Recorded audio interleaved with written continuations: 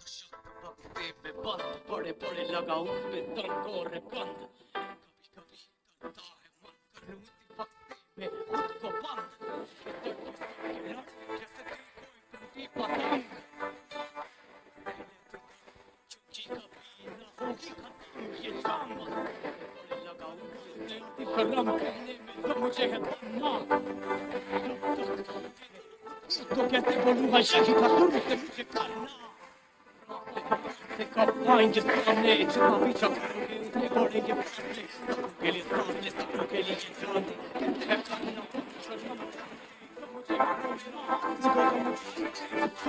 करना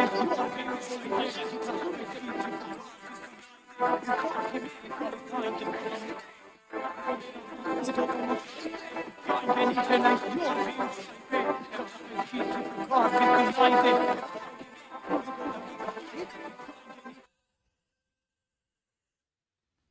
हेलो बच्चों, बहुत बहुत नमस्कार। स्वागत है सभी लोगों का आज के लेक्चर में। हाउस द जोश, जल्दी फटाफट से बताओ हाउस द जोश। तो आज तुम लोगों की पहली क्लास है और मुझे जैसा कि आपके कमेंट दिख रहे हैं और जो चैट की स्पीड है वो एकदम आसमान फाड़ के निकल रही है और मैं आ गया हूं आपके सामने और आप सभी बच्चे मुझे देख पा रहे हैं। क्या मेरी आवाज आ रही है? क्या मैं दिखाई दे रहा हूं? जल्दी फटाफट से बता दीजिए। आज भारी मात्रा में लोग जुड़े हुए हैं।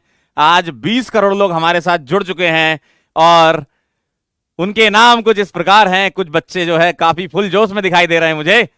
भाई सबसे पहले हैं रविकांत, स्वप्निल, शुभम, आयुषी, जीत, संध्या, अमृता, कृष्णा के साथ जुड़ चुके हैं। संजय और सोनू, इसकी आवाज कम करनी पड़ेगी। हाँ, खुशी।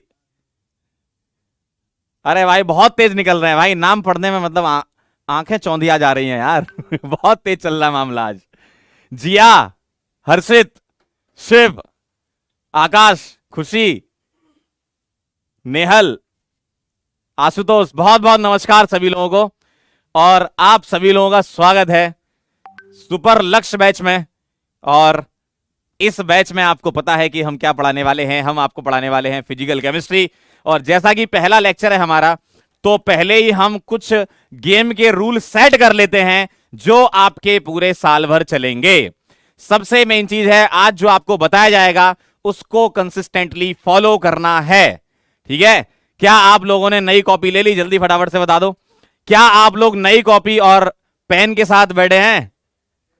क्यों भाई, क्या आप सभी लोगों ने कॉपी ले ली है? जी हाँ sir. Hello hello hello hello. तो आज हम सबसे पहले बात करेंगे कि आपको तैयारी के समय में क्या क्या चीजें ध्यान रखनी है और किस तरीके से आप अपने आप को इस एग्जाम के हिसाब से तैयार कर सकते हो। आप ये समझ लो कि आपका ट्रेनिंग सेशन शुरू हो चुका है और आज आपका पहला दिन है और पहले दिन जो जोश मैं आपका देख रहा हूं ना, यही जोश आखिरी दिन तक रहना चाहिए, तो आप डॉक्टर बन जाओगे अगर आपका जोश बराबर रहा तो। ठीक है? इस बैच में बहुत सारी हम बातें करेंगे, बहुत सारी मस्ती करेंगे और पढ़ाई भी करेंगे। ऐसा नहीं कि सिर्फ मस्ती करेंगे, पढ़ाई भी करेंगे जोरदार तरीके से और जितना आपको पढ़ाया जाएगा वो आपके एकदम दिमाग में उतार दिया जाएगा। बस जैसा जैसा बोलते जाएं वैसा वैसा आपको करना होगा। क्या आप सभी लोग मेरे से वादा कर रहे हैं कि जैसा सर आप बोलोगे वैसा हम करते जाएंगे? जल्दी फटाफट से बता दो। क्या आप सभी लोग मुझसे आज ये वादा कर सकते हो कि जैसा जैसा मैं बोलते जाऊं वैसा वैसा करते जाओगे? जल्दी फटाफट से बता दो।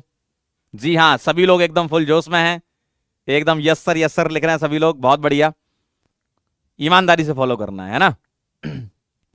और सबसे पहले आपकी पहली कॉपी, पहला पेज ओपन कर चुके होगे। आपने बढ़िया सुंदर सुंदर राइटिंग में, कई लोगों की तो बहुत गंदी होती है ना, लेकिन फिर भी उनके हिसाब से वो सुंदर ही मानी जाएगी क्योंकि उनको उनकी राइटिंग में समझ में आ जाएगा। तो बढ़िया सुंदर सुंदर राइटिंग से आपने अपना नाम लिखा होगा। ठीक, स्टिकर लगा रखे होंगे, क्लास लिखी होगी, लक्ष्य नीट बैच लिखा होगा। ठीक है? बस वहीं पर उस पहले पेज पर एक चीज और लिखनी है आपको, जो मैं लिख रहा हूं वही आप लोग लिखेंगे। एकदम पहला पेज जो है आपका, वहां आप लिखेंगे मेरा सिलेक्शन होगा। सबसे पहली बात, अगर आप अपने दिमाग में ये बिठा लो और बार बार ये अपने दिमाग को एहसास दिलाओ, तो आप वो चीज अचीव कर सकते हो, है ना। तो आप डेली यही बोलें कि मेरा सिलेक्शन होगा। सुबह जब आप उठें तो मिरर के सामने जब आप खड़े हों तो जो व्यक्ति सामने दिख रहा होगा आपको, उससे बस यही बोलना है कि मेरा सिलेक्शन होगा। ठीक है, क्लियर है एकदम। तो लिख लें सभी लोग लिख लें मेरा सिलेक्शन होगा। ठीक है, चलिए तो शुरुआत करते हैं। चैप्टर का नाम है लिक्विड सॉल्यूशन, लेकिन उसके पहले हम कुछ बातें करेंगे, है ना। फिर तो चैप्टर स्टार्ट करेंगे ये, और अपने को तो पढ़ना है ही, है ना। तो सबसे पहले अपन शुरुआत करने जा रहे हैं कि तैयारी के समय में क्या क्या चीजें होती हैं जो आपको ध्यान रखनी होंगी। सबसे पहला और मोस्ट इंपॉर्टेंट बात, ठीक है, क्योंकि हम एक ऑनलाइन क्लास में जुड़े हुए हैं, ठीक है, और मैं आप लोगों को चैट के माध्यम से फील कर सकता हूं, और आज तो मतलब ऐसी चीज आपको दिखाऊंगा कि आपको ही मजा आ जाएगा। अब मेरा मन करेगा तो मैं आपसे बात भी कर सकता हूं मीट के थ्रू, ठीक है, अभी अपन करके भी देखेंगे। तो मेजरली यही होगा कि चैट के माध्यम से हम चल रहे होंगे और मैं आपको फील करूंगा, आप मुझे देख रहे होंगे, आप मुझे फील करना कि भाई मैं क्या बताना चाह रहा हूं, क्या चीज आपके पास आ रही है। ठीक है, और सबसे बढ़िया जो चीज दिमाग में आपको डालनी है वो ये है कि यार कंसिस्टेंसी आपको मेंटेन करनी है, पूरे साल भर आपको कंसिस्टेंट रहना है। कहीं अगर कंसिस्टेंसी बिगड़ती है तो उसको तुरंत रीगेन करेंगे। ऐसा नहीं कि आपका पूरा साल जोश हाई रहेगा, अगर ईमानदारी से बोला जाए तो कई बार आप गिरोगे, फिर उठना पड़ेगा, और आपका ग्राफ जो है वो अप डाउन चलता रहेगा, है ना। तो बस आपको लगातार चलते जाना है, कहीं गिरे तो गिर के बैठ नहीं जाना है ना, उठना है दोबारा से और फिर से लड़ाई करनी है। ठीक है, तो सबसे पहली बात जो है, कई बच्चे अभी घर पे बैठे होंगे और बढ़िया मजे से, हो सकता है साइड में टीवी चल रही हो सकता है बेड पे लेटे हो, ये सब हरकतें नहीं करनी आपको। ये सब हरकतें सिलेक्शन ना होने का कारण बन जाती है। आपकी एक ऑर्गेनाइज्ड स्टडी टेबल होनी चाहिए। सबसे पहली बात जो है, आप जिस स्टडी टेबल पर बैठ रहे हो उस स्टडी टेबल का आपको डेली ध्यान रखना है। उस स्टडी टेबल का आपको डेली ध्यान रखना है, ऐसा नहीं कि उसको पूरा कचरा कर देना है। जैसे अभी आप बैठे हो तो आपके सामने उस स्टडी टेबल पर क्या होना चाहिए, एक कॉपी होनी चाहिए और एक पेन होना चाहिए, और जो भी आपके पास फोन है या लैपटॉप है, या कई बच्चे टीवी में भी देखते हैं हमें, तो आप जहां भी बैठे हो, जैसे भी जिस भी माध्यम से आप हमें देख रहे हो, आपकी स्टडी टेबल पर इसके अलावा और कोई भंडारा नहीं होना चाहिए, है ना। स्टडी टेबल पर कई लोग बहुत सारी किताबें रख लेंगे इकट्ठी कर करके, रिश्तेदारों को दिखाने के लिए, है ना, रिश्तेदारों को दिखाने के लिए करते हैं ना अपन कि अरे आज तो अंकल आने वाले हैं, आज तो उनको दिखाएंगे, देखो कितना पढ़ रहे हैं हम। ऐसा कुछ नहीं करना, दिखावे के लिए नहीं पढ़ना, हमें अपने लिए पढ़ना है। ठीक है, तो स्टडी टेबल पर सिर्फ कॉपी और पेन क्लास के टाइम पे होना चाहिए, और उसके अलावा जब आप प्रैक्टिस कर रहे हो, जब आप रिवीजन कर रहे हो, उस टाइम पे जो भी सोर्सेज है वो आपके सामने होने चाहिए, है ना। क्लियर है। तो सबसे पहली चीज जो है वो यही है कि स्टडी टेबल आपकी क्या होना चाहिए, वेल ऑर्गेनाइज स्टडी टेबल होनी चाहिए। बात समझ गए, स्टडी टेबल ऑर्गेनाइज से समझ गए बात? सभी लोग जल्दी बताओ, क्लियर है? हाँ, स्टडी टेबल पर आपको चेयर पे बैठना भी है ना, ऐसा नहीं कि बस खड़े खड़े पड़े जा रहे हैं। ठीक है, बिल्कुल। हाँ, कह रहे सर बैठना भी है क्या? बिल्कुल बैठना है ना। तो ऑर्गेनाइज स्टडी टेबल होना चाहिए। और दूसरा, अपने एग्जाम के बारे में आपको पता होना चाहिए। नो योर एग्जाम, आप किस एग्जाम की तैयारी कर रहे हो, ये एग्जाम आपसे क्या डिमांड करता है, ये सारी चीजें पता होनी चाहिए। जहां तक नीट की बात की जाए, और जो सेक्शन में ले रहा हूं physical chemistry, formula based question आते हैं। फॉर्मूला बेस्ड क्वेश्चन आते हैं कि अगर आपके सामने कोई सवाल है, उसमें आप फॉर्मूले को अप्लाई करेंगे तो क्वेश्चन आपसे बन जाएगा। हाँ, थोड़ा सा कैलकुलेशन कई बार होती है, थोड़ी ज्यादा हो जाती है, लेकिन उससे आपको डरना नहीं है, धीमे धीमे अपने आप को इंप्रूव करना है। तो कैलकुलेटिव पार्ट से हम डील कर रहे होंगे फिजिकल केमिस्ट्री में। ठीक है, तो आपको एग्जाम के बारे में पता होना चाहिए कि क्या होता है, कौन कौन से चैप्टर हैं। जो चैप्टर हम 12th में पढ़ने वाले हैं वो सॉल्यूशन है अपने पास, केमिकल काइनेटिक्स है, इलेक्ट्रोकेमिस्ट्री है, सॉलिड स्टेट है, सरफेस केमिस्ट्री है, ये चैप्टर पढ़ने वाले हैं। और 12th में फिजिकल केमिस्ट्री काफी कम होती है, 5 चैप्टर ही अपने पास होते हैं, है ना। तो बहुत ज्यादा चैप्टर्स नहीं है अपने पास, कम चैप्टर, लेकिन जितने भी हैं उनको एकदम अच्छे से तैयार करना है हमें। हर एक चैप्टर का आपसे सवाल बन जाएगा, हर एक चैप्टर का सवाल हम आपसे बनवा देंगे, बस अगर आप लगातार हमको देख रहे हैं और जो बोलते जा रहे हैं वो आप कर रहे हैं। क्लियर है एकदम सभी लोगों को? चलिए भाई, तो जैसे जैसे हम आएंगे चैप्टर्स के अंदर जाएंगे, पीवाईक्यूज आपको कराएंगे, तरीके बताएंगे कि भाई इस क्वेश्चन को ऐसे अटेम्प्ट करना है, इसको ऐसे अटेम्प्ट करना है, अगर इस टाइप का सवाल आ गया तो कैसे फॉर्मूला आपको अप्लाई करना है, या कोई थ्योरेटिकल या कॉन्सेप्चुअल सवाल है तो उसको कैसे अटैक करना है, ये सारी की सारी बातें हम आपको सिखाएंगे। ठीक है, तो एग्जाम के बारे में आपको पता होना चाहिए। और अपनी तरफ से आपको क्या करना है, अपनी तरफ से आपको क्या करना है, आपको सिलेबस को डाउनलोड करना है। ठीक है, जो भी सिलेबस है आपको उसको डाउनलोड करना है और उसका आपको प्रिंट निकाल के जो भी आपकी स्टडी टेबल है वो आप सामने चिपका लो। ऐसा क्यों कह रहा हूं मैं, क्योंकि जब हम आगे चलते हैं ना, देखो ये जो एग्जाम है ना, इसमें सिर्फ पढ़ना ही नहीं होता, इसमें आपको कंप्लीटली इन्वॉल्व रखना होगा अपने दिमाग को। जब आप नहीं भी पढ़ रहे हो ना, तब भी आपके दिमाग में ये सब बातें चलनी चाहिए, है ना।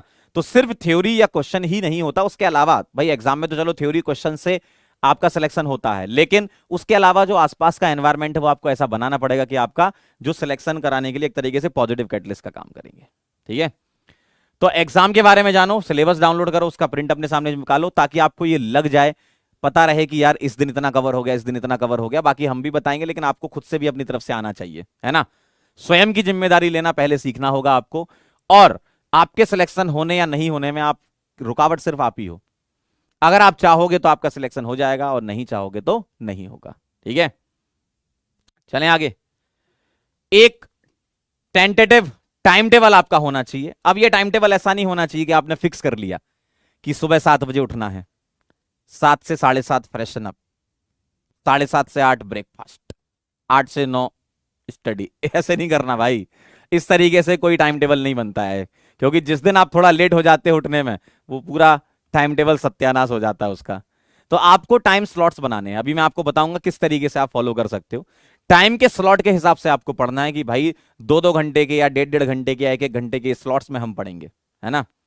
तो इतना ज्यादा तकलीफ नहीं देनी बॉडी को कि मतलब एकदम जो है बॉडी परेशानी हो जाए तुमसे, कहे क्या कर रहे हो, बॉडी कहेगी भाई क्या कर रहे हो। ऐसा भी नहीं करना आपको। आपको पता है क्या, तैयारी को लोग क्या अलग मानते हैं, तैयारी को, प्रिपरेशन को एक अलग पार्ट ऑफ लाइफ मानते हैं। लाइफ का पार्ट बना लो ना इसको भाई, जो आपकी जिंदगी चल रही है उसी में ही ये चल रहा है, अलग से नहीं कि भाई अलग से बोझ लेके बैठे रहते कि नहीं ये एग्जाम है, ये एग्जाम है, एग्जाम है। ठीक है, एग्जाम तो है ही, लेकिन आपको उसको अपनी जिंदगी में उतारना पड़ेगा एग्जाम को। ठीक है,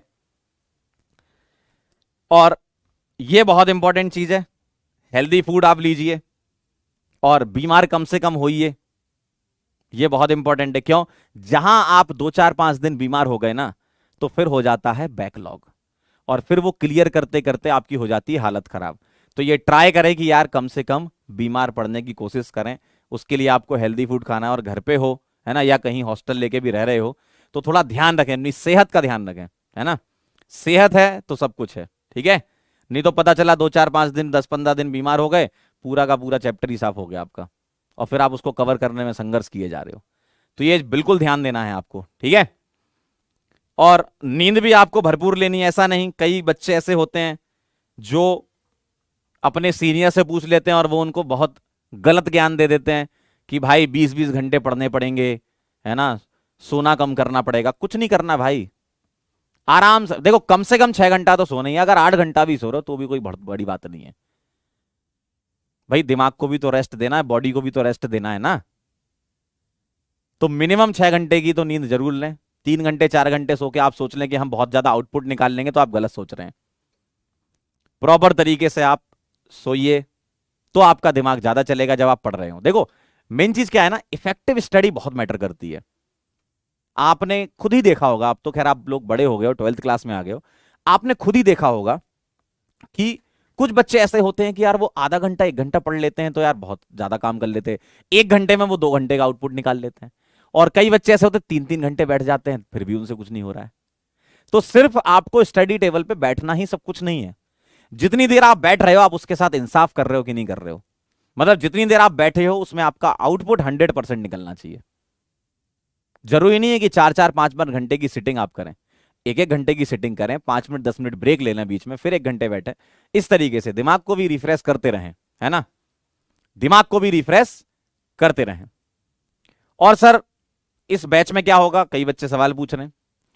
सबसे पहली बात, 11th की आपको बहुत ज्यादा समस्या है, तो 11th की कोई टेंशन आपको नहीं लेनी है। फिजिकल केमिस्ट्री इतनी बढ़िया चीज है कि उसका इंडिपेंडेंट ही होता है, बस मोल वगैरह आना चाहिए जो कि सबको आता है। ठीक है, कोई बहुत बड़ी बात नहीं है। रही बात 11th के रिवीजन की, तो पहले हम 12th कवर करेंगे, उसके बाद 11th का रिवीजन भी करेंगे, प्लस 12th का भी रिवीजन करेंगे। लास्ट ईयर लक्ष्य नीट बैच मैंने लिया था, उसमें पहले 12th कराया गया था, फिर मैंने 11th प्लस 12th दोनों को रिवाइज करा दिया। आप अपने सीनियर से भी पूछ सकते हैं। तो बढ़िया तरीके से रिवीजन उनका हुआ, आप लोगों का भी बहुत बढ़िया तरीके से रिवीजन होगा। आपको भी एकदम कॉन्फिडेंस आएगा, उन लोगों को एकदम भरपूर कॉन्फिडेंस है कि भाई फिजिकल केमिस्ट्री का सवाल तो कर देंगे, है ना। तो आप लोग बिल्कुल तैयार रहिए, कोई दिक्कत नहीं आने वाली है, बस जैसा बोलता जाए वैसे करते जाना, ठीक है। तो 11th कोई खराब नहीं हुई है आपकी, वो हम सही कर देंगे, रिवीजन करा देंगे, कोई दिक्कत नहीं है, ठीक है। तो ये कहानी है भाई, कुछ बातें जो आपसे करनी थी। अब मैं जो बात कर रहा था भैया टेंटेटिव टाइम टेबल, इसका मतलब क्या है, आपके 2 लेक्चर हो रहे हैं, ठीक है।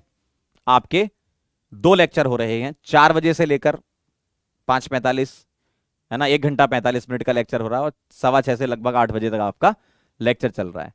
फिर आप उसके बाद थोड़ा रिलैक्स हो जाओ, ठीक है भाई। 2 क्लास आपने पढ़ ली, हैवी क्लास होती है ऑनलाइन की, है ना, कंटेंट ज्यादा डिलीवर होता है ऑनलाइन में। आज पहला लेक्चर है इसलिए ज्यादा ज्ञान दे रहे हैं, हर दिन ऐसा ज्ञान नहीं दिया जाएगा, टाइम आने पर मोटिवेशन किया जाएगा, सिलेबस भी हमें कवर करना होगा, हम पूरा अच्छे से पढ़ रहे होंगे, पहली क्लास है इसलिए सब चल रहा है। और आप क्या करो, जैसे ही आपकी 2 क्लास हो जाए थोड़ा रिलैक्स कर लो, ठीक है, 15 मिनट आधे घंटे रिलैक्स कर लो, या किसी को खाना खाना है तो खाना खा लो। उसके बाद आप बैठो, ठीक है, स्लॉट बना लो कि मुझे 1 घंटे में एक सब्जेक्ट का, मान लो 4 से 5:45 आपकी क्लास हुई है, मैं थोड़ा लिख के समझा देता हूं, ज्यादा समझ में आएगा, है ना। आपकी जो फर्स्ट क्लास हुई है, फर्स्ट क्लास का आपको रिवीजन करना है, और ये रिवाइज क्या करना है, आफ्टर डिनर, ठीक है भाई। 2 क्लास अटेंड कर रहे होगे, थक भी जाओगे, है ना, थोड़ा सा रिफ्रेश हो जाना, और डिनर करने के बाद सोना नहीं है, सोना नहीं है भाई, है ना, ऐसा नहीं कि खाया और सो गए बढ़िया मस्त है ना। तो फर्स्ट क्लास का रिवीजन करना है, और रिवीजन का टारगेट आप ये रखो कि यार 1 घंटे में हमें रिवाइज करना है। सर इस 1 घंटे में हम क्या क्या करेंगे, भाई आपका जो लेक्चर चल रहा है उस टाइम तो आप नोट्स बना ही रहे होगे, क्वेश्चन सॉल्व कर ही रहे होगे।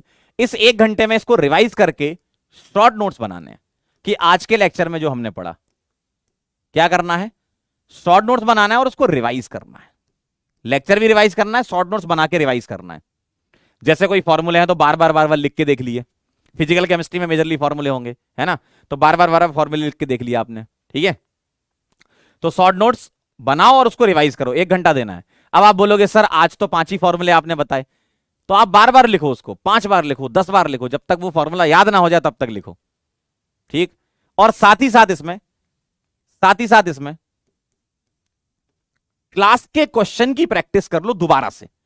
मैं तो कराऊंगा ये आपको क्लास में, आप अपनी तरफ से क्लास के क्वेश्चन की प्रैक्टिस इसी के साथ ही निपटा दो। तो आपके क्लास के क्वेश्चन की प्रैक्टिस हो गई, आपने शॉर्ट नोट्स बना लिए, ठीक। ऐसा ही आपको सेकंड क्लास का काम करना है, ठीक है। सेकंड क्लास को रिवाइज करें, इसको भी लगभग 1 घंटा आप दें, और शॉर्ट नोट्स बनाएं, इसमें भी आप क्या करें, रिवाइज करें, और क्लास के क्वेश्चन की प्रैक्टिस कर लें। क्लास के क्वेश्चन की प्रैक्टिस कर लें। सर डीपीपी कब करेंगे, अब यहां पर 2 टाइप के बच्चे आते हैं, यहां पर 2 टाइप के बच्चे आते हैं, एक जो स्कूल नहीं जा रहे होंगे, और एक जो स्कूल जा रहे होंगे सुबह सुबह, ऐसा भी होगा, है ना। जो स्कूल नहीं जा रहे हैं वो next day morning DPP solve करें, जो स्कूल नहीं जा रहे हैं वो नेक्स्ट डे मॉर्निंग में डीपीपी सॉल्व करें, ठीक है। तो मॉर्निंग में आपको क्या करना है, डीपीपी सॉल्व करनी है, जो आपको होमवर्क दिया जाएगा वो सॉल्व करना है, ठीक, दोनों ही का। इसमें लगभग आपको 1 घंटा इसमें फिर लगेगा, देखो मेहनत आपको करनी पड़ेगी, है ना, 1 घंटा लगभग इसमें आपको लगेगा, ठीक। तो फर्स्ट क्लास का काम ये करना है, एंड सेकंड क्लास का काम ये करना है। और जो बच्चे स्कूल जाते हैं कि सर स्कूल का भी दबाव रहता है, स्कूल में भी जाना होता है, अटेंडेंस चाहिए, है ना, और होते हैं कई बच्चे स्कूल जाने वाले, तो वो क्या करें, वो यहीं पर एडिशनल 1 घंटा और निकालें, एडिशनल और निकालें, है ना। तो वो का आपको करना पड़ेगा, देखो अगर स्कूल के साथ मैच कराना है तो क्लास को भी कवर करना होगा, डीपीपीज भी सॉल्व करनी होगी, तो यहीं पर आपको एडिशनल 1 घंटा निकालना पड़ेगा। हो सकता है आप इसे 1 घंटे को रिड्यूस करके 45 मिनट भी कर लो, है ना, क्वेश्चन सॉल्व कर रहे हो तो जल्दी हो जाएगा। कर सकते हो आप, है ना, स्पीड बढ़ाओ अपनी। तो 1 घंटा आप यहां पर क्या करो, डीपीपी प्लस होमवर्क।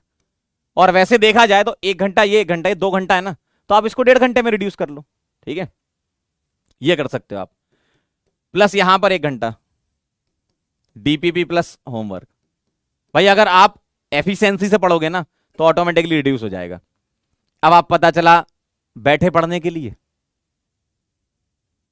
और बस बैठे ही हो, सोच रहे हो क्या चल रहा है जीवन में, आज क्या हुआ, कल क्या हुआ, उसने ऐसा बोल दिया, उसने वैसा बोल दिया, उसके ज्यादा नंबर आ रहे हैं, मेरे कम नंबर आ रहे हैं, है ना, आज तो मेरी मुलाकात नहीं हो पाई। तो इस तरीके के ख्यालात ना निकाल दो, तुरंत बैठो और तुरंत काम चालू कर दो तो टाइम बच जाएगा। ठीक है, अगर तुरंत बैठ के तुरंत काम चालू कर दिया ना तो टाइम बच जाएगा। बैठ के सोचने लगे या फिर फोन में कुछ और करने लगे तो भाई साहब फिर तो यार गलत है सब, फिर तो ये सब समझाने का कोई लॉजिक ही नहीं है।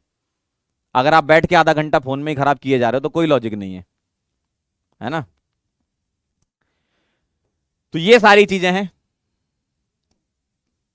जो आपको फॉलो करनी है। आई होप आप सभी लोगों को समझ में आ गया होगा कि मैं क्या कहना चाह रहा हूं। मतलब क्लास के अलावा आपको 2 + 2 4 घंटे तो और एडिशनल देने पड़ेंगे। अब उन 4 घंटों को आप 3.5 घंटे भी कर सकते हो अगर आप एफिशिएंसी निकाल पाओ तो। ठीक है, क्लियर है एकदम, क्लियर है एकदम।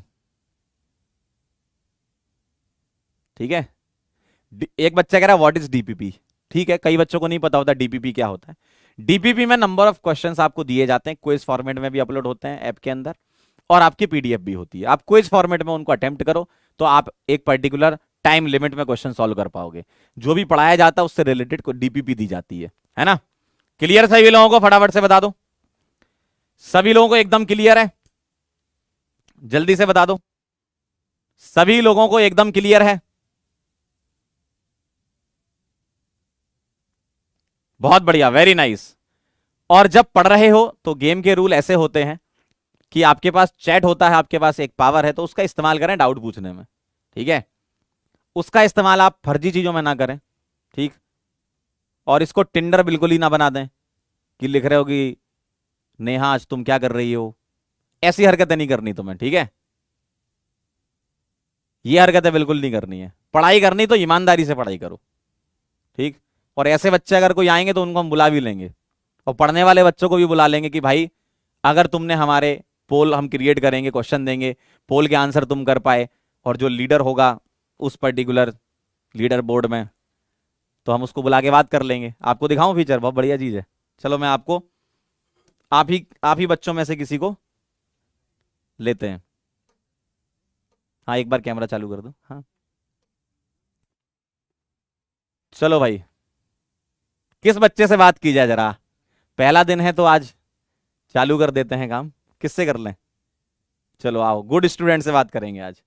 विभांशु वैभव जी, लक्ष्य नीट 2024 से हमारी कंप्यूटर स्क्रीन पर प्रेजेंट हो।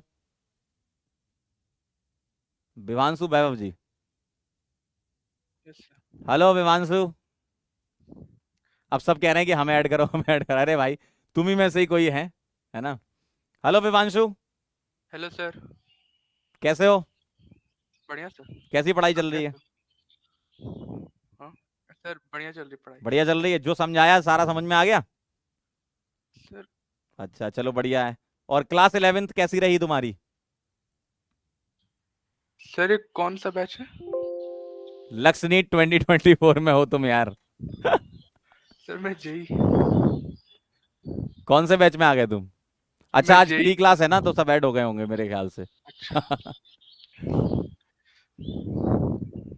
आज फ्री है तो आज मुझे लग रहा है सब ऐड हो गए होंगे। हाँ सर। चलो ठीक है कोई नहीं, मैं तुम जेई के भी हो चाहे नीट के हो, तो 11th क्लास का बताओ। सर हम्म। 11th में स्टार्टिंग में जो मोटिवेशन था पढ़ने का, वो हाँ 4 महीना 5 महीना अच्छा चला। हाँ क्वेश्चंस बनाता था, डीपीपी बनाता था। हाँ हाँ। और फिर जब जैसे थोड़ा लेवल बढ़ा तो जो अंदर से प्रोक्रेस्टिनेशन होता है वो शुरू हो हाँ गया सर। उसको अच्छा। मैंने बहुत टालने की कोशिश किया बट हाँ नहीं हो पाता था। अच्छा अच्छा। फिर फिर मैंने सोशल मीडिया से बहुत ज़्यादा ब्रेक ले लिया था 4 महीने का, बट हाँ फिर मैंने डाउनलोड कर लिया। खुद को मैं अच्छा रोक नहीं पाता। अच्छा लेकिन अच्छा। चलो ठीक है, मतलब 11th क्लास में परसेंटेज कितने आए थे तुम्हारे, जरा पूछे। मतलब सर तुम्हारे ऊपर डिपेंड परसेंटेज करता है, बताना चाहो पब्लिक प्लेटफॉर्म पे तो। ऐसे बता देता हाँ, हूँ, 70.1 कुछ आते हैं। 70 पॉइंट बनाए, चलो ठीक है, बढ़िया है ना। वैसे परसेंटेज का कोई इतना इंपॉर्टेंस होता नहीं, और स्पेशली 11वीं क्लास में। ठीक है, बहुत बढ़िया यार, अच्छा लगा मतलब आपसे बात करके। और 12th क्लास में एकदम तैयार रहो भाई, जेई के भी हो तो भी कोई दिक्कत नहीं है, आज तो फ्री क्लास थी तो सब ऐड हो गए, है ना। हाँ चलो हाँ सर। बढ़िया, एकदम अच्छा लगा, और बच्चों को समझ में तो आ गया होगा कि क्या फीचर है ये। और बस आपको भी ऐसे ही बुला लिया जाएगा, है ना। हाँ चलो sir. Vivanshu, bye bye bye bye bye bye. Bye sir. हाँ, तो आप समझ पा रहे हैं, फीचर समझे आप, फीचर समझ पाए आप क्या है। तो आप ही बच्चों में से बुला के हम बात भी कर सकते हैं, ठीक है।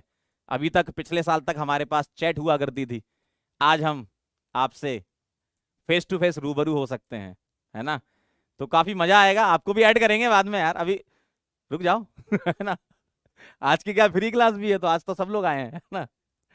तो कल से अपन आपको भी ऐड करेंगे, ठीक है। और भी बहुत सारी चीजें हैं, और भी बहुत सारी चीजें, उसके बारे में बात करेंगे। पोल क्रिएट होगा, ठीक है, क्वेश्चन देंगे, आप पोल पोल का आंसर करोगे, ठीक है। बहुत मजा आएगा इस बार, मतलब लर्निंग आपकी एकदम अलग लेवल पे जाने वाली है, न्यू एरा ऑफ लर्निंग है इस बार, है ना। 3D मॉडल्स भी होंगे, वो भी दिखाएंगे। चलो तो फिर चैप्टर शुरुआत करें, थोड़ा पढ़ लेते हैं, है ना। ऐसा नहीं कि आपको लगे कि भाई आज तो पूरा ज्ञान दिया जा रहा है, आपको दे दिया ज्ञान, इतना ही काफी है, बस इसी को फॉलो करना है आपको, ठीक है। और बताओ, और कुछ आपको पूछना हो तो आप पूछ सकते हो, और कुछ आपके सवाल हो आप पूछ सकते हो। मैंने आपको सारा ब्रीफ कर दिया है ना। पहला लेक्चर था तो थोड़ा सा आपको टाइम ज्यादा ले लिया आपका। पढ़ाई स्टार्ट करेंगे अपन, पढ़ाई भी ज्यादा इंपॉर्टेंट है हमारे लिए, मतलब मेन इंपॉर्टेंट तो पढ़ाई है, बाकी तो एडिशनल फीचर है। 3D मॉडल भी दिखाएंगे, डोंट वरी, ठीक है। एनसीईआरटी आपकी कवर हो जाएगी, उसमें भी आपको टेंशन लेने की कोई बात नहीं है, एनसीईआरटी भी कवर हो जाएगी। कुछ बच्चे कह रहे हैं कि सर एनसीईआरटी बिल्कुल कवर हो जाएगी, है ना। बिल्कुल कवर हो जाएगी आपकी एनसीईआरटी। 11th बर्बाद हो गया, मैं फिर बोल रहा हूं, टेंशन नहीं लेनी। फिजिकल केमिस्ट्री इतनी बढ़िया चीज है कि हर चैप्टर एक दूसरे से इतना लिंक नहीं है, थोड़ी बहुत जरूरत पड़ती है मोल वगैरह की यार, बहुत इंडिपेंडेंट होता है। ऑर्गेनिक तो काफी कनेक्टेड रहती है, लेकिन फिजिकल इंडिपेंडेंट रहता है यार, कोई टेंशन नहीं है, सब सही हो जाएगा, ठीक है। ठीक है, एकदम मजा आएगा, सब सब करा देंगे आपका। एनसीईआरटी की भी लाइंस आएंगी लेक्चर्स के अंदर, आपको वो भी करा दिया जाएगा, डोंट वरी।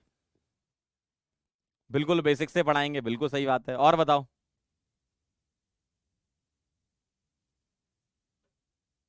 और बताओ, और कुछ अगर आपको बात करनी हो तो कर लेते हैं, आज पहला लेक्चर तो आज कर सकते हैं, कल से इतनी बातें नहीं, पढ़ाई होगी पहले।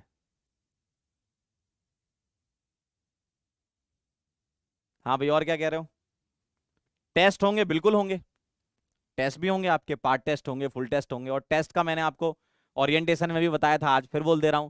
टेस्ट में अगर आपसे कोई क्वेश्चन नहीं बना, पहली बार में टेस्ट में अगर नहीं बन रहा है सवाल, तो उसकी एक अलग कॉपी होनी चाहिए, और वो सवाल आप उसमें लिखें।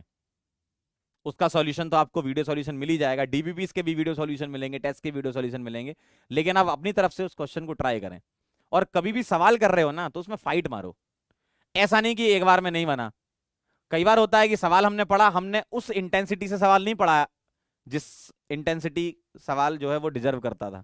कई सवाल होते हैं अच्छे होते हैं, लैंग्वेज घुमा फिरा के होती है, तो उसको बहुत अच्छे से पढ़ना है, पार्ट्स में पढ़ना है क्वेश्चन को। न्यूमेरिकल है तो उसके डेटा समझने की, ये क्या दिया है, वेट दिया है, मोल दिए हैं, वॉल्यूम दिया है, क्या दिया है। तो ये सारी चीजें बहुत इंपॉर्टेंट रोल प्ले करती हैं।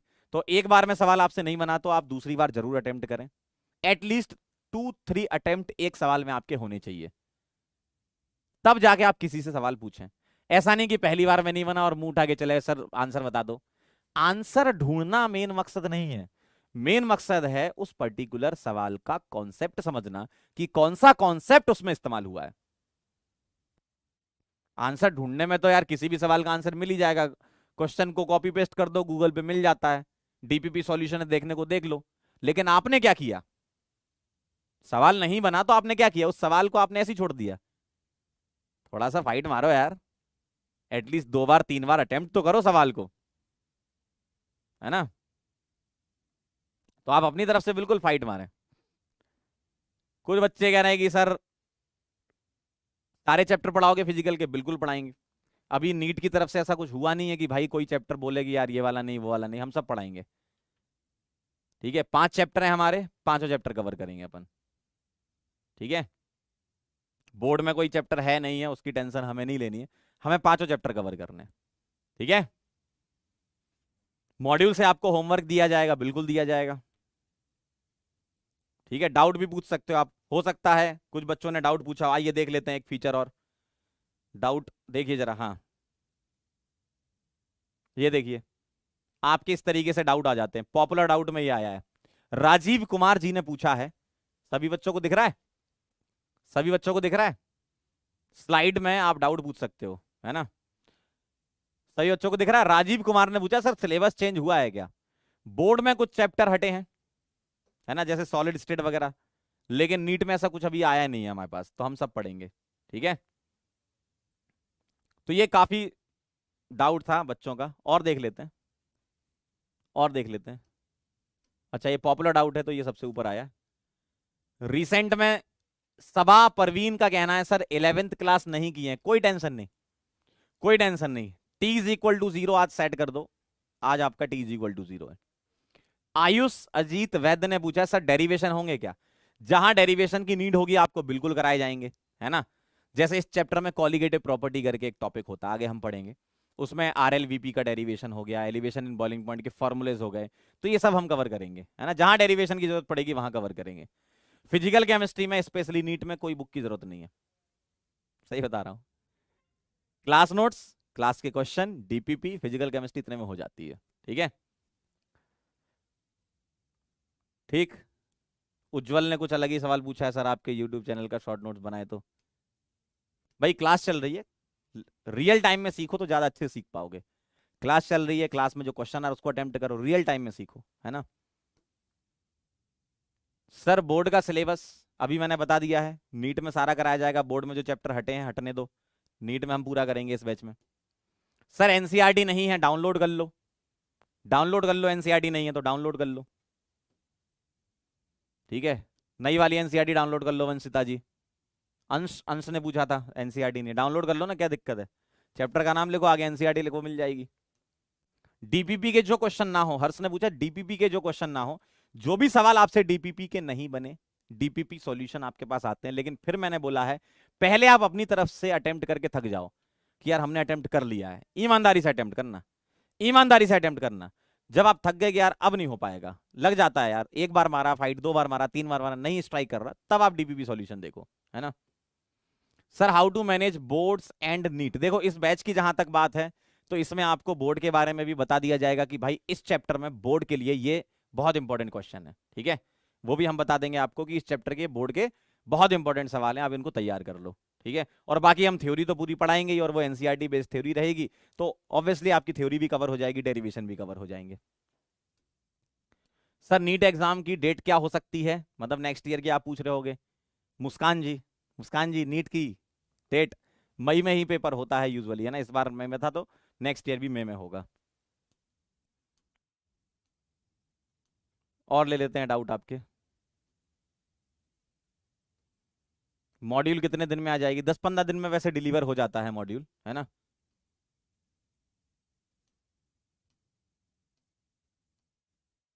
सर 11th कैसे कवर करें उसके लिए कुछ बताइए। आपको कुछ करने की जरूरत नहीं है, आपको डेली क्लास आना है बस। डेली क्लास, जब भी क्लास आपकी हो रही है उसमें आपको क्लास अटेंड करनी है, सब चीजें हो जाएंगी। ठीक है, उसका भी रिवीजन कराएंगे 11th का।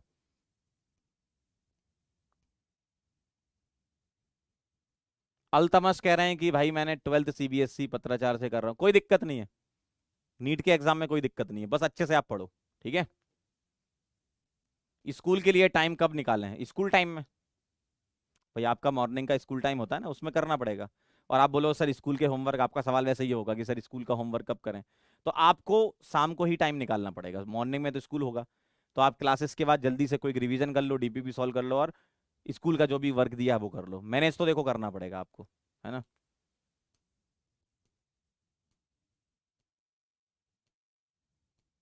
सर शॉर्ट नोट्स कैसे बनाएं, मैं आपको बता दूंगा, है ना, मैं आपको बता दूंगा, जैसे अपना थ्योरी चल रहा होगा ना, मैं बता दूंगा कि भाई इस तरीके से आपको शॉर्ट नोट्स बनाना है, जैसे लेक्चर अपन पढ़ा रहे होंगे तो आपको बता दिया जाएगा। ठीक है, तो इस तरीके से आपके डाउट्स भी आएंगे, काफी बच्चों के डाउट्स हैं, काफी लोगों के कॉमन डाउट हैं जो मैंने क्लियर कर दिए हैं। हाँ, गौरव राज ने पूछा है sir class notes and short note same copy में ना करें ना, एक ही कॉपी में खिचपिच नहीं मचानी। एक कॉपी होनी चाहिए रेगुलर क्लास की और एक कॉपी होनी चाहिए शॉर्ट नोट्स की, और एक कॉपी टेस्ट के वो सवाल जो नहीं बन रहे। 3 कॉपी होनी चाहिए आपकी, है ना, 3 कॉपी आपकी होनी चाहिए।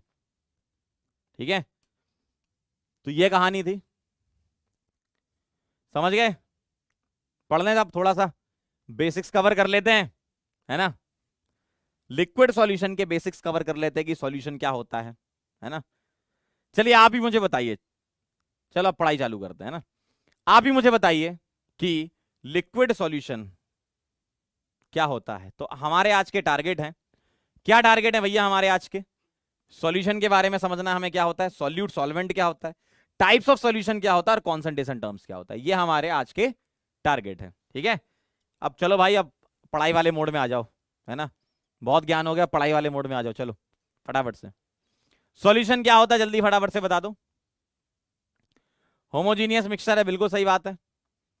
एक बच्चा कह रहा है सॉल्वेंट लिक्विड है। बेटा सॉल्वेंट लिक्विड के अलावा और भी हो सकता है। सॉल्वेंट जो है वो सॉलिड भी हो सकता है, सॉल्वेंट लिक्विड भी हो सकता है, सॉल्वेंट गैस भी हो सकता है। काफी बच्चे सही आंसर दे रहे हैं। सॉल्यूट प्लस सॉल्वेंट का मिक्सचर सॉल्यूशन होता है, बिल्कुल सही है। लेकिन अगर एक ही सॉल्यूट और एक ही सॉल्वेंट हो तो उसको बाइनरी बोलते हैं। ऐसा हो सकता है कि किसी सॉल्यूशन में सॉल्यूट एक से ज्यादा हो, बिल्कुल हो सकता है ना। तो सॉल्वेंट एक ही होगा लेकिन सॉल्यूट एक से ज्यादा होंगे। मान लो अगर 3 हो गए, मतलब 2 सॉल्यूट हो गए और एक सॉल्वेंट हो गया, तो उसको टर्नरी बोलते हैं। लेकिन हमें मेन फोकस करना है बाइनरी पे, एक सॉल्यूट होगा और एक सॉल्वेंट होगा, आपके सिलेबस में जो होता है। ठीक है, बिल्कुल सही बात है। तो हम क्या समझ रहे होंगे, पहली बात तो सॉल्यूशन क्या होता है, होमोजीनियस मिक्सचर, आप सभी लोगों ने बोला, बिल्कुल सही है। सॉल्यूट प्लस सॉल्वेंट मिलाकर सॉल्यूशन बनाएंगे, जो हम बाइनरी सॉल्यूशन की बात कर रहे हैं। हो सकता है कि एक से ज्यादा सॉल्यूट हो, बिल्कुल हो सकता है। अगर 2 सॉल्यूट हुए, एक सॉल्वेंट हुआ, तो बताओ क्या होगा, वो टर्नरी। तो यही सब बातें हम करेंगे, है ना। अभी आपको जस्ट ओवरव्यू दे रहा हूं। टाइप्स ऑफ सॉल्यूशन की बात करें, कैसा कैसा हो सकता है। सॉल्यूट सॉलिड हो सकता है, सॉल्वेंट सॉलिड हो सकता है, सॉल्यूट सॉलिड हो सकता है, सॉल्वेंट लिक्विड हो सकता है, सॉल्यूट सॉलिड हो सकता है, सॉल्वेंट गैस हो सकता है। इसी तरीके से सॉल्यूट लिक्विड भी हो सकता है, सॉल्यूट गैस भी हो सकता है, ऐसी सॉल्वेंट भी लिक्विड गैस सॉलिड हो सकता है ना। समझे बात को, तो ये सब समझेंगे। और कुछ कॉन्सेंट्रेशन टर्म्स आपने 11th क्लास में पढ़ रखे हैं। ये क्या कभी मोलैरिटी का नाम सुने हो? चलो बताओ जल्दी फटाफट से, क्या कभी मोलैरिटी का नाम सुने हो? वो हम पढ़ेंगे कॉन्सेंट्रेशन टर्म, लेकिन आपने सुना है क्या मोलैरिटी का नाम? जल्दी बताओ, क्या आपने मोलैरिटी का नाम सुना है? जल्दी फटाफट से बता दो। जहां तक मैं देख पा रहा हूं आपका आंसर यस आएगा, देख लेते हैं। हाँ बहुत बढ़िया। तो यही हम मोलैरिटी, मोलैलिटी, मोलैरिटी का छोटा तोतला भाई मोलैलिटी, है ना। तो इन सब चीजों के बारे में बात करेंगे। तो ये हमारा आज का टारगेट है। सबसे पहले बात कर लेते हैं कि सॉल्यूशन क्या होता है। सबसे पहले सिंपल सी छोटी सी डेफिनेशन होती है। हाँ सही है, पता है पता है पता है, समझ गए तुमको, सबको मोलैरिटी के बारे में पता है। ठीक है भैया, सॉल्यूशन क्या होता है इसके बारे में हम समझ लेते हैं। सॉल्यूशन क्या होता है पढ़ें जरा। Solutions are homogeneous mixture of 2 और मोर देन 2 कंपोनेंट। क्या मतलब है सर इसका? 2 या 2 से ज्यादा कंपोनेंट के होमोजीनियस मिक्सचर को क्या बोलते हैं? सॉल्यूशन। जैसा आप सभी लोगों ने मुझे बताया कि सॉल्यूट प्लस सॉल्वेंट को हम सॉल्यूशन बोल रहे हैं, यानी कि आपको 2 बातें पता होनी चाहिए, सॉल्यूट और सॉल्वेंट। और किसी लिक्विड सॉल्यूशन में सॉल्वेंट एक होगा, सॉल्यूट एक से ज्यादा हो सकते हैं। स्टेट उसकी कुछ भी हो सकती है दोनों की, है ना। तो ये कहानी है कि सॉल्यूशन जो है वो होमोजीनियस मिक्सचर होता है। सही बात है सर। ये होमोजीनियस मिक्सचर क्या है? सर ये होमोजीनियस मिक्सचर क्या है? Composition and properties are uniform throughout the mixture. इसका मतलब क्या है कि जब आप सॉल्यूट को सॉल्वेंट में मिला रहे हो तो उनके कॉम्पोजिशन और प्रॉपर्टी जो है वो पूरे मिक्सचर में सेम होनी चाहिए, है ना। और ये 2 लाइनें एनसीईआरटी की हैं, बिल्कुल सही, पहले ही पेज पे लिखा है। एक बच्चा कह रहा है सर एनसीईआरटी की मिल रही है, मतलब तुम पढ़ के आए हो, यही तो करना है हमें। नीट का एग्जाम एनसीईआरटी बेस्ड आता है, एनसीईआरटी को भी कवर करते हुए चलना है। ठीक है, तो कॉम्पोजिशन और प्रॉपर्टी यूनिफॉर्म हो और 2 या 2 से ज्यादा कंपोनेंट के मिक्सचर को सॉल्यूशन बोलते हैं। अपनी कॉपी में इसको लिख लीजिए फटाफट से। हाँ बिल्कुल नोट करना भाई, अब चालू हो गई पढ़ाई।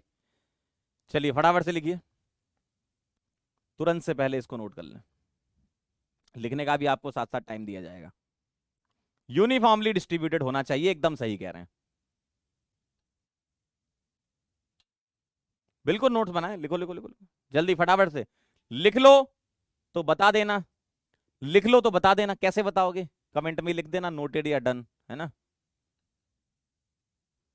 जल्दी से फटाफट लिखो मालिक। अरे मालिक लोग जल्दी लिखो फटाफट से। हाँ लिख लिया? हाँ बहुत बढ़िया, वेरी नाइस वेरी नाइस। अब आपने हमें बताया, अभी आपने थोड़ी देर पहले ही बताया था क्या, सॉल्यूट प्लस सॉल्वेंट, है ना। तो सॉल्यूट और सॉल्वेंट क्या होते हैं? बहुत बढ़िया सिंपल सी चीज है, लिख लेना, समझा देता हूं, बहुत आसान है। जो कंपोनेंट लार्ज क्वांटिटी में होता है या लार्ज जिसका अमाउंट होता है वो सॉल्वेंट होता है। लिख लेना पहले, समझ लो इधर यार, यही जो बोल रहा हूं वही लिखा है ना। जो लार्ज अमाउंट में होता है, लार्ज क्वांटिटी में होता है, वो सॉल्वेंट होता है।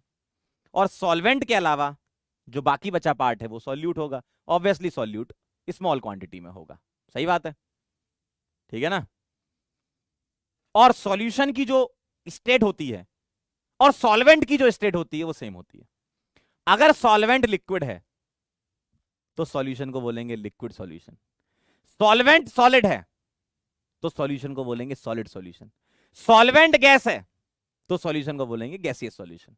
समझ गया? सिंपल सी कहानी है। जल्दी फटाफट से बताओ क्या बोला मैंने। चैट बॉक्स में लिखो, ये मत देखो अभी, ये नहीं देखना किसी को। चैट बॉक्स में लिखो, पहले पहले चैट बॉक्स में लिखो, ये नहीं देखो, ये कोई नहीं देखेगा, हटा रहा हूं मैं, ये कोई नहीं देखेगा। हाँ जल्दी से चैट बॉक्स में लिख के बताओ मैंने क्या बोला। देखा जरा ध्यान से पढ़ रहे हो कि नहीं? क्या भाई, जो लार्ज अमाउंट में है वो सॉल्वेंट है, जो स्मॉलर अमाउंट में है वो सॉल्यूट है, और सॉल्यूशन की और सॉल्वेंट की स्टेट सेम होती है। बहुत बढ़िया, हाँ अब लिखा ना सही, बिल्कुल सही बिल्कुल सही, क्या बात है, बहुत बढ़िया, वेरी नाइस, गजब गजब, वाह वाह वाह, बहुत बढ़िया। तो यही बातें लिखी हैं, ठीक है। लिखी इसलिए ताकि आप साथ में नोट्स भी बना लो, समझा तो दिया ही मैंने, है ना। क्या कह रहे हैं? सॉल्वेंट क्या है? Component that is present in the largest quantity is known as solvent. बहुत बढ़िया, लार्जेस्ट क्वांटिटी में जो होगा वो क्या होगा? सॉल्वेंट होगा। बहुत बढ़िया, क्या बात है। Solvent determine the physical state in which solution exist. ये बात कौन सी थी जो अभी मैंने बोली? ये जो लाइन लिखी है ना, ये अभी मैंने बोली। क्या सॉल्वेंट की स्टेट और लिक्विड सॉल्यूशन की स्टेट सेम होती है? सही है, बिल्कुल सही बात है। सॉल्यूट क्या है? One or more component present in the solution other than solvent are called solutes. जैसे जैसे इधर देखें, अरे इधर देखें भाई, अरे इधर देखो अंकल, अगर एक सॉल्यूट है और एक सॉल्वेंट है तो इस सॉल्यूशन को क्या बोलते हो? इस सॉल्यूशन को क्या बोलते हो? Binary solution. और इस पूरे चैप्टर में यही पढ़ते हो तुम, ठीक है, इस पूरे चैप्टर में यही पढ़ते हो तुम, सही बात है। हाँ, अगर मान लीजिए बेटे दो सॉल्यूट हो और एक सॉल्वेंट हो, क्या बोलोगे इसको? क्या बोलोगे इसको? टर्नरी। टर मतलब तीन, है ना। टर का मतलब टर, टर मतलब तीन, ठीक है। टर्नरी, कौन सी नारी? कौन सी नारी? टर्नरी, सही है। अगर मान लीजिए तीन सॉल्यूट हो और एक सॉल्वेंट हो, वैसे ये आपके सिलेबस का नहीं है लेकिन फिर भी थोड़ा बेसिक्स कवर कर रहे हैं कि और क्या क्या नाम होते हैं। आपके सिलेबस में बस ये वाला है, ठीक है। तो आप चाहो तो सिर्फ इसको लिखो, बाकी भी मैं बता देता हूं। अगर तीन सॉल्यूट हो और एक सॉल्वेंट हो, हाँ क्या बोलोगे? क्वाटरनरी। क्या बोलोगे? क्वार्टर, क्वाटरनरी, सही है। क्यों भाई, सही है ना। 3+1 4 होता है, 2+1 3 होता है, 1+1 2 होता है। 2 मतलब 22, 3 मतलब, है ना। 4 मतलब क्वार्टर। सही है। हाँ बहुत बढ़िया डॉक्टर राजा जी, बहुत बढ़िया। आज से ही डॉक्टर का नाम लग लिया आपने, बहुत बढ़िया। डॉक्टर सरनेम जो डॉक्टर जो आपने प्रीफिक्स में लगाया है ना, आपने दिल जीत लिया है भाई, दिल जीत लिया है। बस ऐसी मेहनत भी करनी है। चलो इसको नोट करो फिर आगे बढ़ते हैं ना। लिख लो तो बता देना, लिख लीजिए तो बता दीजिए जल्दी से बेटे,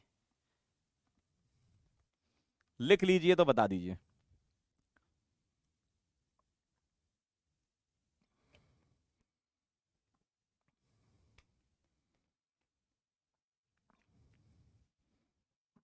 लिख लीजिए तो बता दीजिए। डन है, नोट कर लो तो बताना।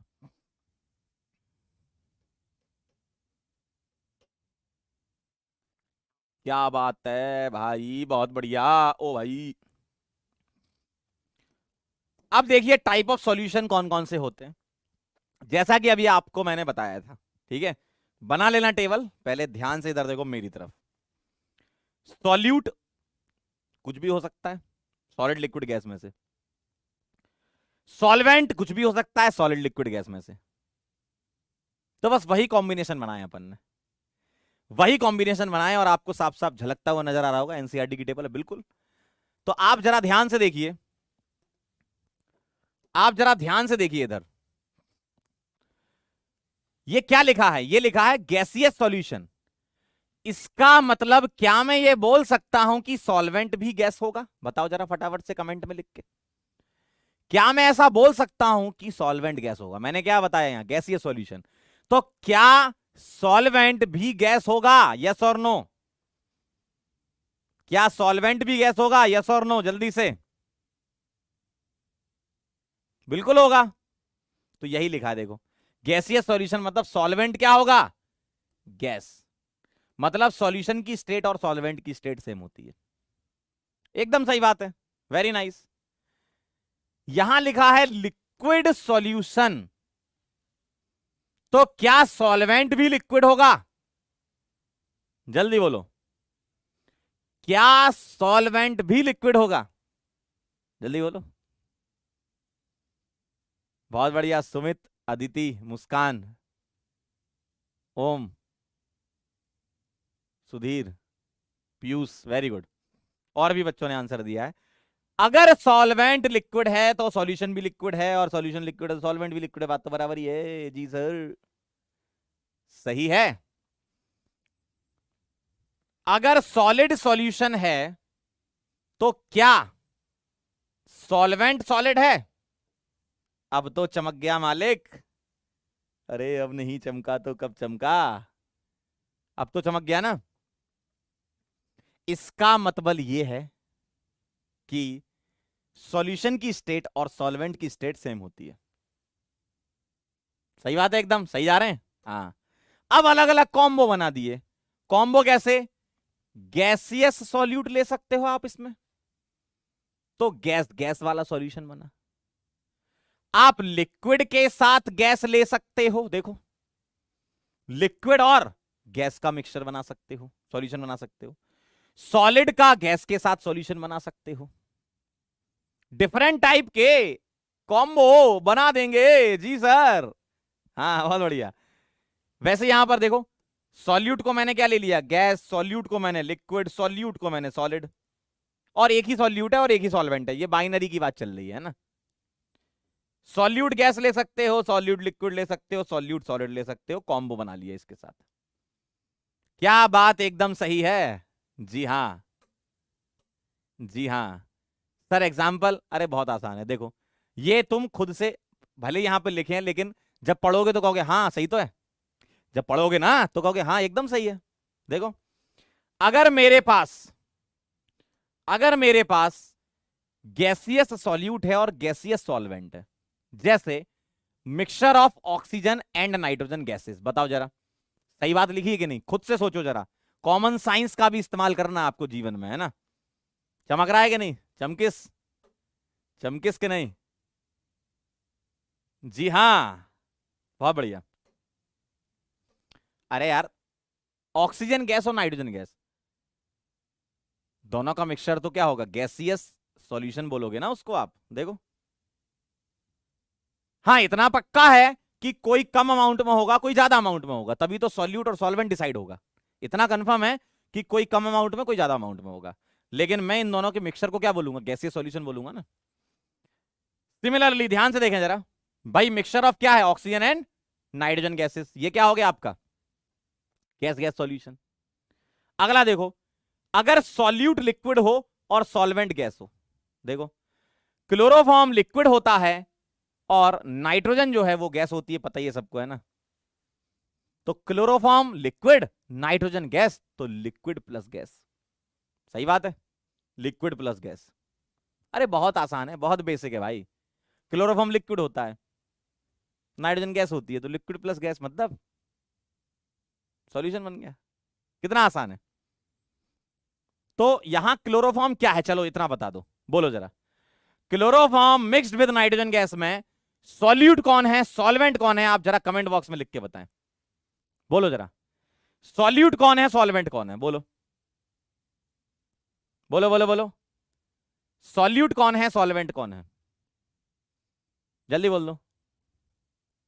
हाँ हाँ, बहुत बढ़िया। अरे अरे, समझ गए समझ गए, चमक गए चमक गया। चमकेश, क्या बात है, सरस छे, बहुत बढ़िया। चलिए, बहुत बढ़िया। क्या कहना है भाई साहब? क्लोरोफॉर्म सॉल्यूट है और नाइट्रोजन सॉल्वेंट है। एकदम सही कह रहे हो, एकदम। जनता ने एकदम सही आंसर दिया है। अगला देखो जरा, camphor in nitrogen gas. Camphor क्या होता है? सबने देखा है कपूर, कपूर, कपूर साहब को सबने देखा है कि नहीं? कपूर साहिब को सबने देखा है कि नहीं देखा है? ठीक, अच्छा। हाँ, देखो जरा, तो कैम्फर जो है वो सॉलिड है और नाइट्रोजन क्या है? गैस है। तो कैम्फर है सॉल्यूट और नाइट्रोजन है सॉल्वेंट। क्या ये बात सही है? जल्दी बोलो, क्या ये बात सही है? कैम्फर सॉल्यूट है और नाइट्रोजन सॉल्वेंट है। क्या आपको ये बात सही लग रही है? एकदम सही लग रही है, कपूर साहब, बहुत बढ़िया। अगला बताना, आप बताना। Oxygen dissolved in water, oxygen dissolved in water. देखो जरा, तो मुझे बताओ सॉल्यूट कौन है, सॉल्वेंट कौन है? जल्दी से बोलो भाई। Oxygen dissolved in water, solute कौन है, सॉल्वेंट कौन है? जल्दी से लिख के बता दो। सॉल्यूट कौन है और सॉल्वेंट कौन है? सॉल्यूट कौन है और सॉल्वेंट कौन है? जल्दी से बोलो। बहुत बढ़िया लिखा है। ऑक्सीजन जो है वो सॉल्यूट है और वाटर जो है वो सॉल्वेंट है। एकदम सही जवाब, एकदम सही जवाब, एकदम सही जवाब। क्या बात है, फॉर्म में आ गए पहले दिन ही। Ethanol dissolved in water, ethanol dissolved in water. Ethanol क्या है और वाटर क्या है? इथेनॉल क्या है और वाटर क्या है? जल्दी बता दो। इथेनॉल क्या है और वाटर क्या है? जल्दी फटाफट से बता दो। इथेनॉल डिजॉल्व्ड इन वाटर, जल्दी बोल दो। इथेनॉल आपका सॉल्यूट है और वाटर आपका सॉल्वेंट है। और जैसा कि आप लोगों को पता है कि अपने पास 3D मॉडल आ चुके हैं, मैं आपको 3D मॉडल दिखा रहा हूं। अभी आप अपने ऐप में खुद से नहीं कर पाओगे, उसमें अभी 10-15 दिन का टाइम लगेगा, फिर आप कर लोगे अपने हिसाब से। मतलब ऐप में भी आप कर सकते हो, जो मैं आपको दिखाऊंगा। जैसे इथेनॉल डिजॉल्व इन वाटर वाला मैं आपको दिखाता हूं किस तरीके से आपको बॉन्डिंग दिखती है। देखिए जरा, ये है अपना 3D मॉडल। अभी मैं स्क्रीन पे खेल सकता हूं इसके साथ, बॉन्डिंग समझ सकता हूं मैं, ठीक है। वाटर को देख सकता हूं मैं, ऐसा बना हुआ है। ये सब आप भी कर सकते हो, लेकिन अभी 10-15 दिन का टाइम लगेगा, है ना। तो इस टाइप के 3D मॉडल्स भी हैं जिसमें आप समझ सकते हो कि किस तरीके से बॉन्डिंग हो रही है। देखो ध्यान से देखिएगा, ये है कार्बन। भाई इथेनॉल क्या होता है? CH3 CH2S। देखो ये है कार्बन, ये तीनों हाइड्रोजन CH3 सिंगल बॉन्ड, ये है कार्बन, ठीक है, और ये 2 हाइड्रोजन है इसके, एक और एक है ना। CH2 और ये ऑक्सीजन, ये हाइड्रोजन, है ना, इस तरीके से ये। तो जरा ध्यान से देख लो, इस तरीके के आपको बायो में भी मिलेंगे, है ना, बहुत सारे। 20 तारीख तक आपको मिल जाएगा, 20 तारीख तक आप खेल पाओगे, है ना। तो आपकी स्क्रीन पर भी आप खुद से कर, जो मैं अभी कर रहा हूं ना वो आप खुद भी कर सकते हो, अभी नहीं दिखेगा, 20 तारीख तक दिख जाएगा, ठीक है। तो ये है भैया CH3, ये CH2 और ये OH, और ये है पानी, ये ऑक्सीजन, ये हाइड्रोजन। अच्छा ये क्या बना हुआ है यहां पे, ये देखो, ये क्या है, ये क्या है, ये जो बीच में दिख रहा है ये क्या है? इथेनॉल का जो ऑक्सीजन है वो पानी के साथ हाइड्रोजन बॉन्डिंग दिखा रहा है। देखो, पानी का जो हाइड्रोजन है और इथेनॉल का जो ऑक्सीजन है वो हाइड्रोजन बॉन्डिंग दिखा रहा है। तो ये क्या है? ये एक लिक्विड सॉल्यूशन है जिसमें सॉल्यूट भी लिक्विड है और सॉल्वेंट भी लिक्विड है। सही बात है ना? हाइड्रोजन बॉन्डिंग है ये, एकदम सही। सभी लोग लिख रहे हैं चैट में, बहुत बढ़िया यार, बहुत बढ़िया, वेरी नाइस, क्या बात है, समझ गए आप? तो इस तरीके से आपके और भी मॉडल्स आएंगे, स्पेशली सॉलिड स्टेट में ये बहुत यूजफुल होता है ना। ठीक है, हाइड्रोजन बॉन्डिंग है। चलिए जरा, तो इथेनॉल ने क्या करा, मैं ऐसे दिखा सकता हूं, इथेनॉल ने क्या करा, हाइड्रोजन बॉन्डिंग करी, किसके साथ? पानी के साथ, ऐसे बता सकता हूं मैं, ठीक है। तो दो लिक्विड के बीच में कौन से फोर्स हैं इथेनॉल और पानी में? Hydrogen bonding. कैसे पता चलता है? फ्लोरीन, ऑक्सीजन और नाइट्रोजन से जुड़े हुए H हाइड्रोजन बॉन्डिंग में इन्वॉल्व होते हैं। बाकी स्पेशल केस में क्लोरीन और कार्बन भी होता है, लेकिन मैक्सिमम केसेस में फ्लोरीन, ऑक्सीजन और नाइट्रोजन से जुड़ा हुआ H हाइड्रोजन बॉन्डिंग में इन्वॉल्व होता है, जैसे इसका H इन्वॉल्व हुआ है। सही है। और ये एक तरीके से अट्रैक्शन होता है। सर कौन सा अट्रैक्शन? अरे भाई, अगर ऑक्सीजन हाइड्रोजन में इलेक्ट्रोनेगेटिविटी की बात करें तो यहाँ डेल्टा नेगेटिव, और इन दोनों में बात करें तो डेल्टा पॉजिटिव, तो ये अट्रैक्शन दिखाता है। ठीक है, तो ये अट्रैक्शन दिखाता है, हाइड्रोजन बॉन्डिंग इसको बोलते हैं। चलिए आगे बढ़ते हैं। अगर सॉलिड तुम्हारा ग्लूकोज है, अच्छा ग्लूकोज को तुमने पानी में डाला, भाई ग्लूकोज क्या है? सॉलिड है, या आप शुगर भी ले सकते हो, ठीक है। अगर आपने ग्लूकोज को पानी में डाल दिया तो सॉल्यूट तुम्हारा क्या है? ग्लूकोज, और सॉल्वेंट तुम्हारा क्या है? वाटर। और ये जो सॉल्यूशन वाला पार्ट है, ये इतना पार्ट, हम इस चैप्टर में इसके बारे में बात करेंगे, हम इस चैप्टर में इसके बारे में बात करेंगे। ये पूरा का पूरा चैप्टर इसके अराउंड घूमेगा, है ना। इसको थोड़ा और पीछे ले लेते हैं। ये लिक्विड सॉल्यूशन, तो चैप्टर का नाम लिक्विड सॉल्यूशन भी बोलते हैं लोग, क्योंकि हम इस पूरे चैप्टर में बात कर रहे होंगे gas in liquid, liquid in liquid, solid in liquid. बाकी हमने सारा डिटेल में समझ लिया, क्योंकि बेसिक समझना था कि सॉल्यूशन किस किस टाइप के हो सकते हैं, है ना। बेसिक समझना था कि सॉल्यूशन किस किस टाइप के हो सकते हैं। लेकिन हम इस पूरे चैप्टर में क्या पढ़ रहे होंगे? ये लिक्विड सॉल्यूशन, इसीलिए लिक्विड सॉल्यूशन चैप्टर का नाम होता है। क्लियर है एकदम? बहुत बढ़िया बेटा रिया, वेरी नाइस।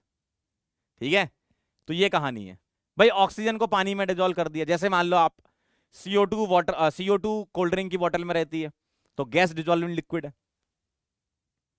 भाई। ढक्कन खोलते हो कोल्ड ड्रिंक का, बबल्स निकलते हैं, तो वो एक एग्जांपल है किसका? गैस इन लिक्विड का, है ना। आप दो लिक्विड के मिक्सचर को कर दो तो लिक्विड लिक्विड सॉल्यूशन। आपने ग्लूकोज डिसॉल्व कर दिया, शुगर डिसॉल्व कर दिया पानी में, तो सॉलिड इन लिक्विड सॉल्यूशन, है ना। तो इस टाइप के ये तीन डिफरेंट डिफरेंट टाइप के सॉल्यूशन आपके होते हैं।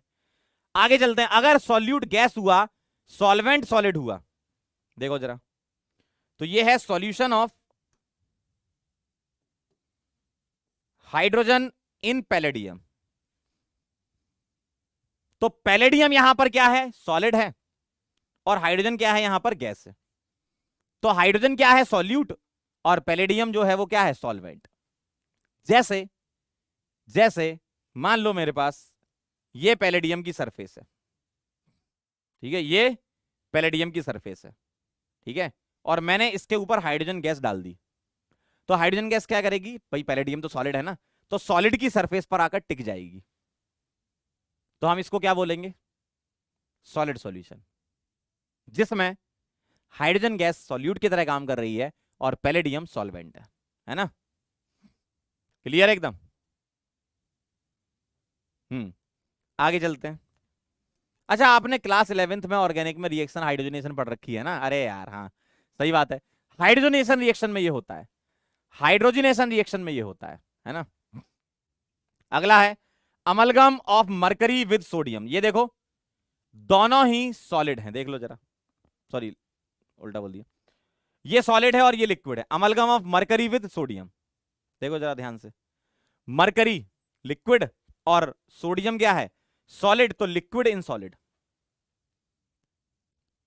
मरकरी के साथ कोई दूसरा मेटल मिल जाए तो उसको अमलगम बोलते हैं, बबलगम नहीं बोलते, अमलगम बोलते हैं ना। जैसे मरकरी सोडियम के साथ अमलगम को रिप्रेजेंट ऐसे करते हैं NaHg, क्योंकि सोडियम क्या मेटल है, उसके साथ तुमने Hg मिला दिया तो इसको बोलते हैं अमलगम। जैसे Zn के साथ भी Hg मिला सकते हो, उसको बोलते हैं जिंक अमलगम। मैग्नीशियम के साथ भी मिला सकते हो, उसको बोलते हैं मैग्नीशियम अमलगम। तो Hg का मिलना अमलगम बनना होता है, ठीक है, बबलगम मत लिखो, अमलगम होता है भाई, हाँ। अगला है कॉपर डिजॉल्व इन गोल्ड, तो कॉपर को गोल्ड में मिला दिया तो सॉलिड सॉलिड सॉल्यूशन बनता है। कॉपर भी सॉलिड है, गोल्ड भी सॉलिड है। सर सॉलिड को सॉलिड में कैसे मिलाते हैं, होता है एक तरीका। सॉलिड क्या होता है एक्चुअल में, सॉलिड के क्रिस्टल होते हैं, क्रिस्टल मतलब बहुत बड़े बड़े अरेंजमेंट होते हैं, सॉलिड स्टेट वाले चैप्टर में हम पढ़ेंगे, उन्हीं में से किसी जगह पर कॉपर आ जाए तो कॉपर के साथ गोल्ड का मिक्सचर बन जाएगा, जिसको हम बोलेंगे सॉलिड सॉलिड सॉल्यूशन, है ना। अलॉयज, बिल्कुल सही बात है, बिल्कुल सही लिख रहे हो, अलॉयज एकदम सही है ना, एकदम सही है अलॉयज, ठीक है। तो जरा इसको नोट कर लो, पूरी टेबल को बना लो, फिर हम आगे बढ़ेंगे। फटाफट से बनाओ बनाओ भाई, बनाइए, बनाना पड़ेगा टेबल यार, अभी हमने पूरी डिटेल में समझ ली है, पूरी डिटेल में समझ ली है, अब बनाइए जरा आप।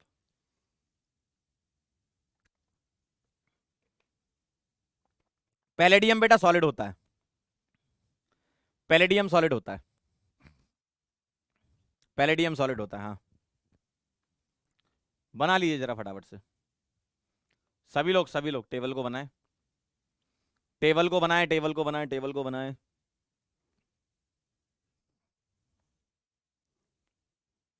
सभी लोगों का बनना चाहिए। Done, very nice, very good, पक्का पक्का पक्का, जल्दी से बता दो, पक्का बना लिया। तो ये कहानी है।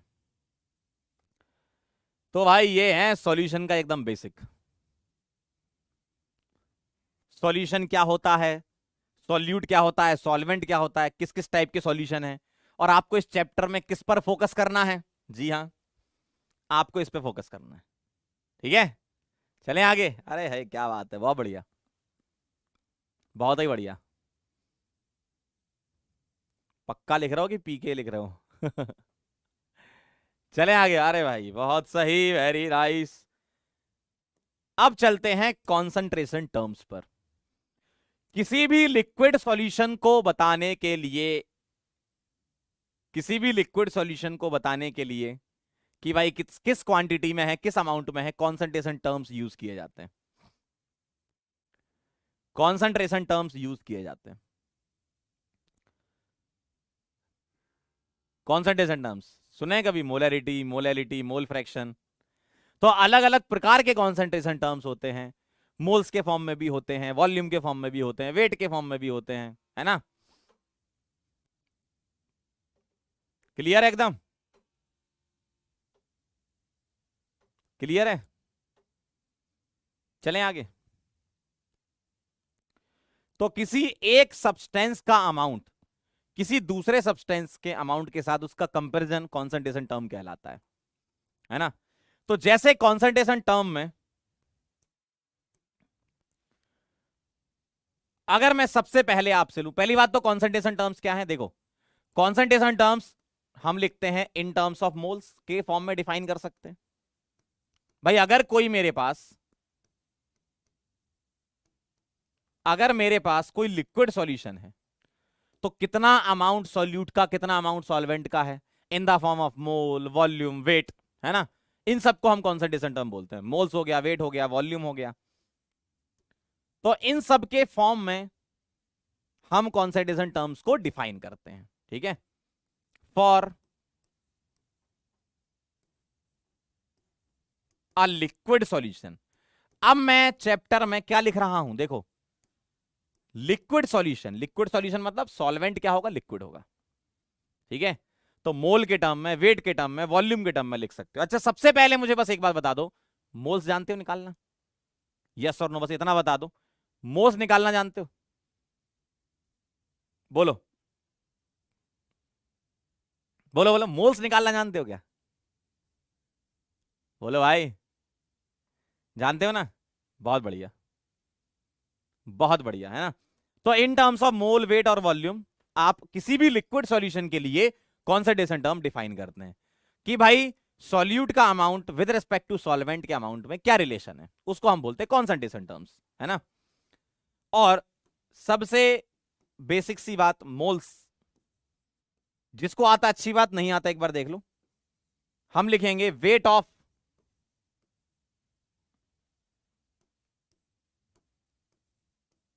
एटम, मॉलिक्यूल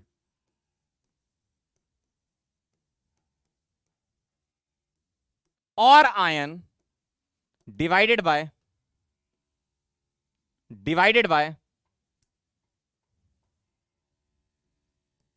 एटॉमिक वेट और मॉलिक्यूलर वेट। यही लिखते हो आप? इतना तो आपको पता है, नहीं पता है तो ऐसे लिख लो। तो वेट के फॉर्म में निकालो, अगर वेट दिया हो तो मोल ऐसे निकलते हैं। अगर नंबर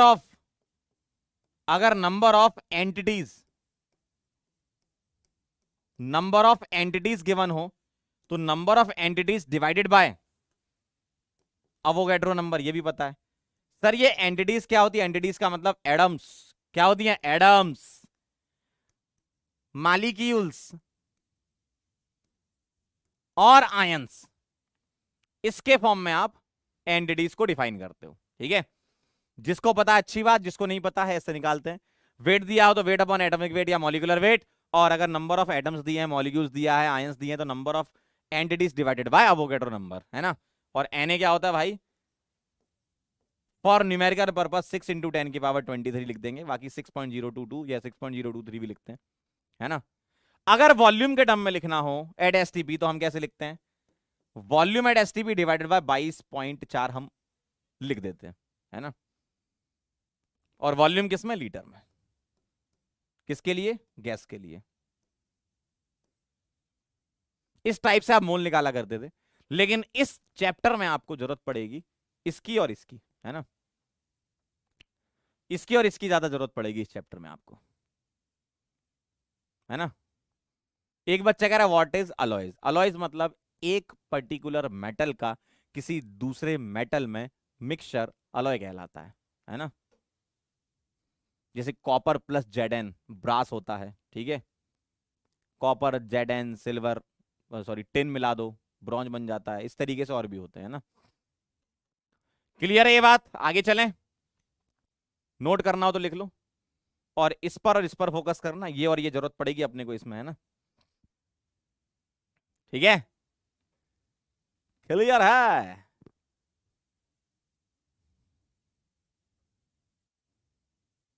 एक कह रहा है सर एसटीपी एनटीपी में अंतर। एक जगह प्रेशर को 1 बार लेते हैं और एक जगह प्रेशर को 1 atm लेते हैं, है ना।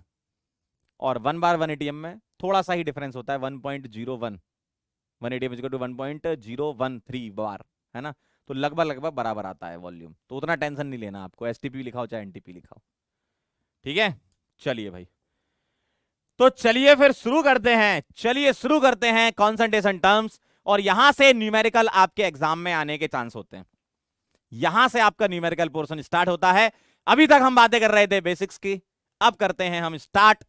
मोलैरिटी क्या होता है बताओ जरा।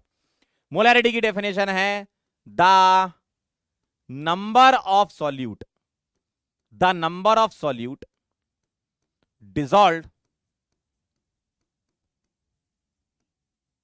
in 1 लीटर सॉल्यूशन, इसको बोलते हैं मोलैरिटी, है ना। The number of solute dissolve 1 litre solution, इसको बोलते हैं मोलैरिटी। पीछे वाला नहीं लिखा क्या? पीछे वाला नहीं लिखा क्या तुमने? मोल्स निकालना, लिख लो जल्दी से। ऐसी क्या बात कर रहे हो, लिख लो जल्दी फटाफट से, लिखो लिखो लिखो लिखो, नोट्स प्रॉपर बनाते जाइए, है ना।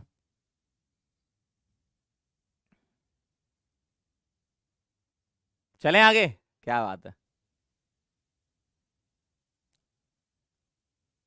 Number of solid dissolve in 1 litre, हाँ मोलैरिटी होता है, बिल्कुल सही।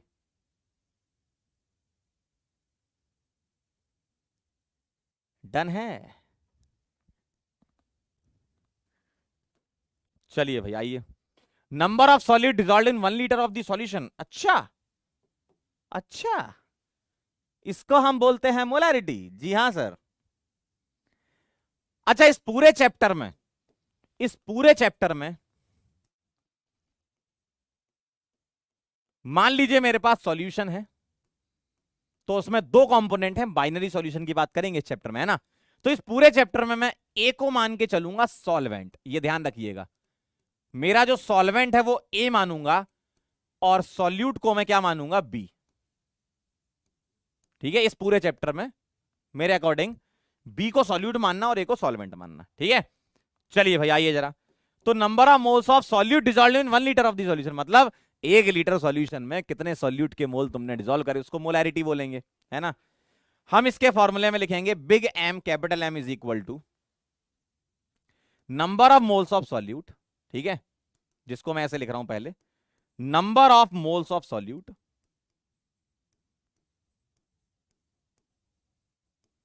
डिवाइडेड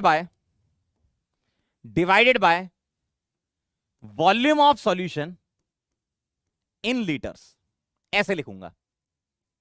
सर फॉर्मूला बना के बता दो, बिल्कुल बना लो। मोल्स ऑफ सॉल्यूट, क्यों, मैंने बी बोला है सॉल्यूट को, है ना, divided by volume of solution. मैं यहां ए प्लस बी भी लिख सकता हूं, मैं बस वॉल्यूम ऑफ सॉल्यूशन लिख रहा हूं, है ना। ये आएगा। आपसे एक सवाल पूछना चाहता हूं, जवाब दोगे, है ना।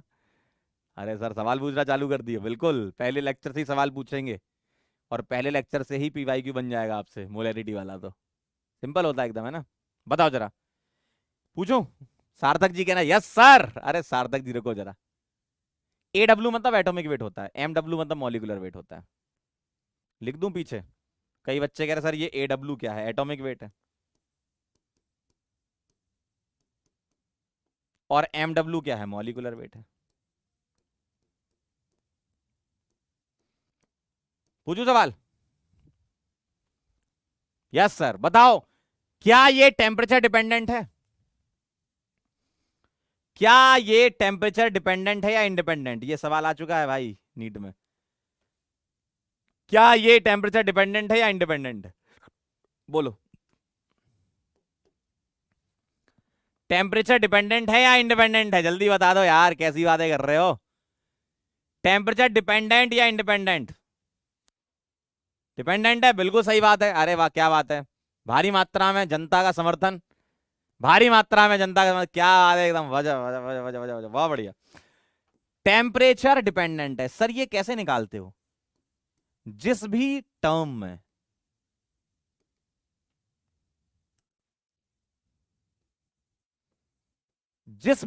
में वॉल्यूम आ जाए, जिस भी कॉन्सेंट्रेशन टर्म में वॉल्यूम आ जाए, तो टेम्परेचर वॉल्यूम से रिलेट करता है ना। इसका मतलब वो टर्म टेम्परेचर डिपेंडेंट होगा। जहां भी टेम्परेचर डिपेंडेंट वर्ड आ रहा होगा मतलब वॉल्यूम टर्म जरूर होगा, है ना। तो जहां भी वॉल्यूम टर्म आ जाए तो वो कॉन्सेंट्रेशन टर्म टेम्परेचर डिपेंडेंट होता है। ये एकदम इंपॉर्टेंट पॉइंट आप एकदम ध्यान रखें, ठीक है। इंपॉर्टेंट पॉइंट को अपन वैसे ओपी पॉइंट लिखा करते हैं, ठीक है, आप ये पॉइंट्स जरूर ध्यान रखें। ये छोटे छोटे से कुछ पॉइंट्स होंगे जो आपको बताए जाएंगे। ठीक है, कोई नई चीज नहीं है, आपको पता है, बिल्कुल सही बात है। और जिनको नहीं पता, टेम्परेचर डिपेंडेंट टर्म वो होता है, कॉन्सेंट्रेशन टर्म अगर टेम्परेचर डिपेंडेंट है मतलब उसमें वॉल्यूम आ रहा होगा, volume is related with the temperature. ठीक है, अच्छा अगर मान लो मेरे पास ऐसा लिखा है, बताना जरा, अगर ऐसा लिखा है सपोज मेरे पास 5m सॉल्यूशन, तो इसका मतलब क्या है बताओ जरा। 5m सॉल्यूशन लिखा है, इसका मतलब क्या है बोलो।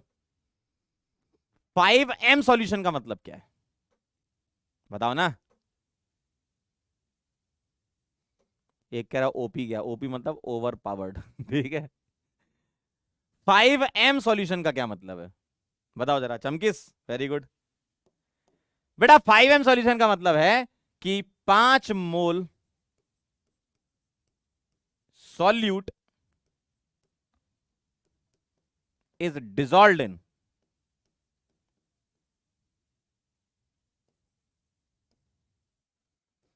1 लीटर ऑफ द सॉल्यूशन। तो कभी ऐसे क्वेश्चंस में दिया जाता है 5m 2.5m, ठीक है ना, इसका मतलब ये है। चलो एक और पूछता हूं,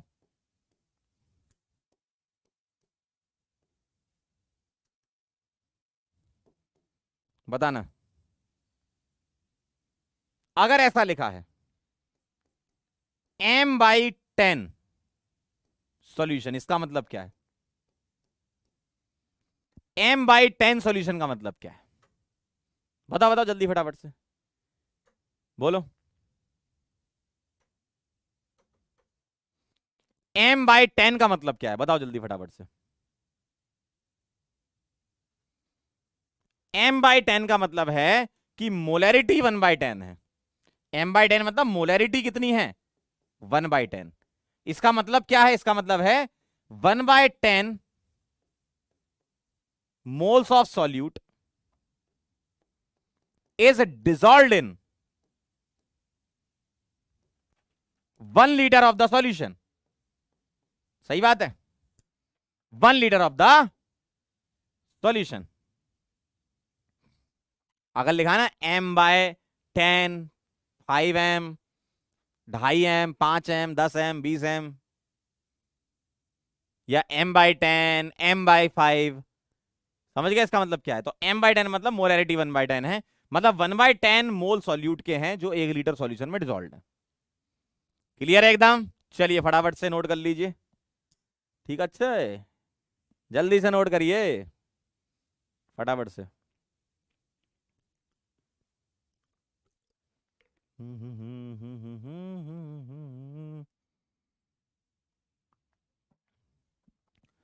आरंभ है प्रचंड बोले मस्तकों के झुंड, आज जन्म की घड़ी कि तुम गुहार दो।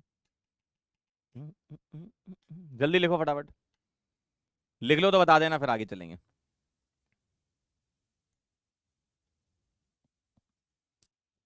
चलें आगे, आइए आइए आइए आइए आइए, क्या बात कर रहे हैं। कोई मोलैरिटी का सवाल देख लूं क्या, एक आध पोल पोल हो जाएगा।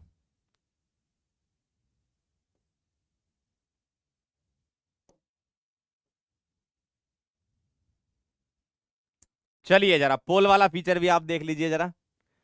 इस सवाल को सॉल्व करेंगे सभी लोग, जल्दी से फटाफट से बताओ बताओ बताओ बताओ।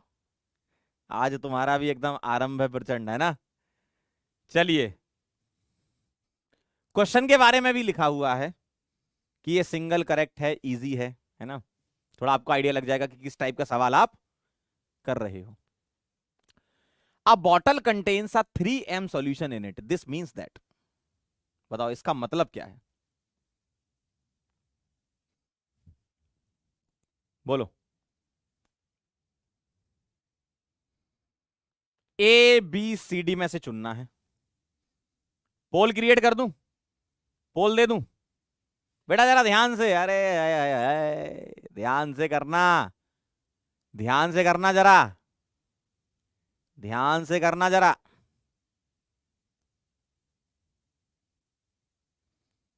सोच लो पहले, फिर मैं बोल दे रहा हूं।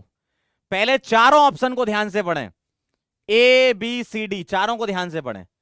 3 mole solute are dissolved in 1 litre solution, 1 mole solute are dissolved in 3 litre solution, ratio of moles of solute to the volume of solution is 3। ध्यान से पढ़ना जरा, है ना। चलिए आपके सामने पोलम पोल आ रहा है। चलिए आइए जरा पोलम पोल फटाफट से। तैयार हैं आप सभी लोग? तैयार हैं? चलिए 30 सेकंड में आपको आंसर करना है। विद इन 30 सेकंड आपको आंसर करना है।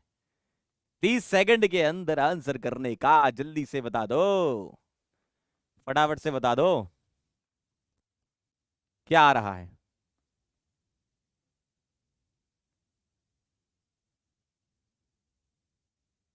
करो करो करो करो, आंसर करो। चलिए देखते हैं देखते हैं देखते हैं देखते हैं। पोल के रिजल्ट कुछ इस प्रकार हैं कि भाई साहब 51% जनता ने ही सही किया है। पगला गए हो, पता है ये 36% वाले जो आगरा वाले हैं भाई, क्लास में अटेंटिव रहना है तुमको, गौर से ऑप्शन पढ़ने हैं तुमको। पहला ही सवाल देखो तुमने गलत कर दिया। ऐसी हरकतें आगे रिपीट नहीं करनी, सवाल को ध्यान से करना है, ठीक है। 51% जनता ने ही सही किया है। लीडर बोर्ड में है पुनीत जी।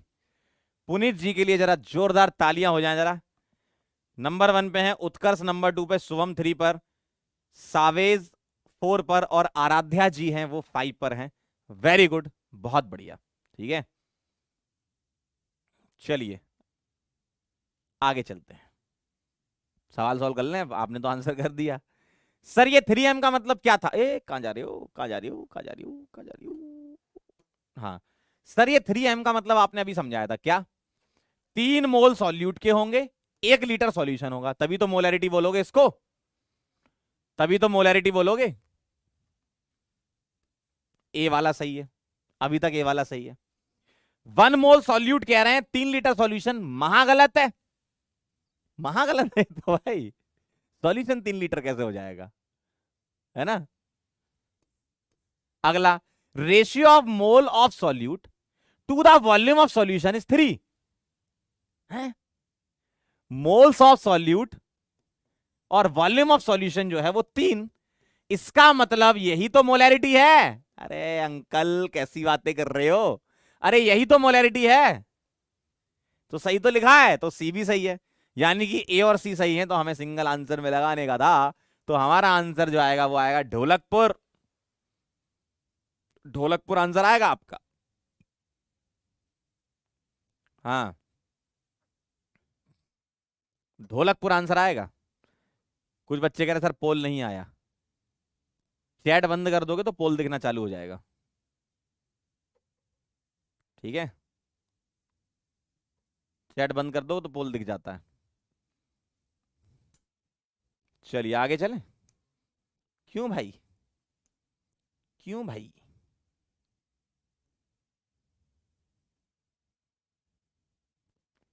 चलिए एक सवाल और आ रहा है आपके सामने।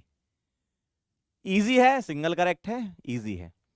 To prepare 1 litre of 0.1 molar solution of H2SO4, weight of H2SO4 needed will be. Volume दिया है, मोलैरिटी दी है, वेट निकालना है। करेंगे ट्राई? चलो ट्राई करो, फिर अपन आपको पोल दे देंगे, ठीक है। करो ट्राई करो, ट्राई करो। जो भी सवाल आपके सामने आ रहा है ना, अटैक करना उस पर तुरंत कि लाओ सर हम करते हैं पहले, है ना। लाओ सर हम करते हैं पहले, जल्दी फटाफट से, तुरंत से पहले करो सॉल्व।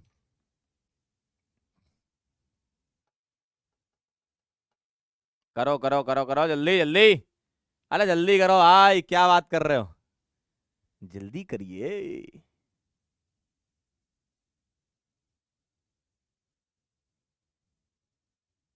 जल्दी करिए। To prepare 1 litre of 0.1 molar solution of H2SO4, weight निकालना है तुमको। अब मेरे को एक बात बताओ, मोलैरिटी क्या होता है? Moles of solute divided by volume of solution in litre. क्या ये बात सही है? मोलैरिटी दे रखी है 0.1, मैं मोल्स निकाल लूं, क्यों?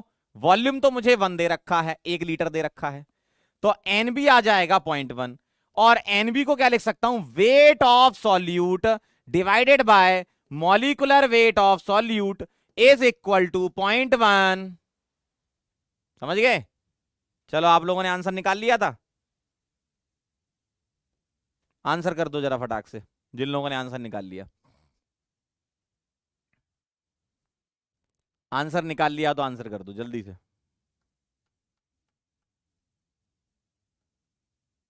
जल्दी से आंसर कर दो फटाफट से, जल्दी से आंसर कर दो। मोलैरिटी का फॉर्मूला लगाना था सिर्फ। ओके सर, आंसर आ गया, देखते हैं कितने लोगों का आंसर आया। चलिए, बस यहां पर एक लास्ट स्टेप ऐड करना है। मॉलिक्यूलर वेट कितना है इसका निकाल लेते हैं। हाइड्रोजन का होता है 1, तो 2 इंटू 1, प्लस 1 सल्फर है 32 इसका होता है, प्लस 4 ऑक्सीजन है 16 इसका होता है। 98 आएगा ये, है ना? सही है ना?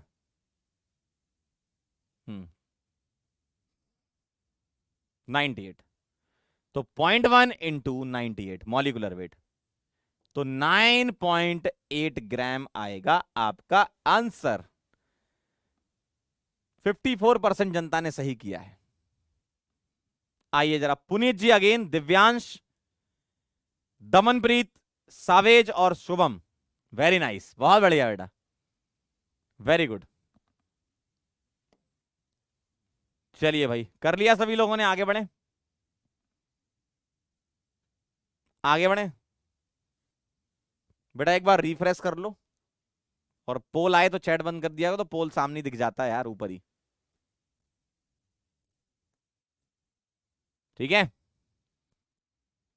सिंपल एकदम। मोलैरिटी का फॉर्मूला लगाया, moles of solute divide by volume of solution, moles आ गए यहां पर, और moles is equal to weight upon molecular weight, weight upon molecular weight, molecular weight कितना है? 98.1, और 98 का मल्टीप्लीकेशन 9.8।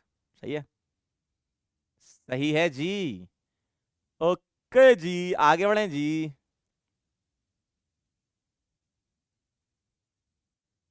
जल्दी फटाफट से बता दो, आगे बढ़ना हो तो यस और नो लिखो जल्दी से, जल्दी से यस और नो लिख दे भाई।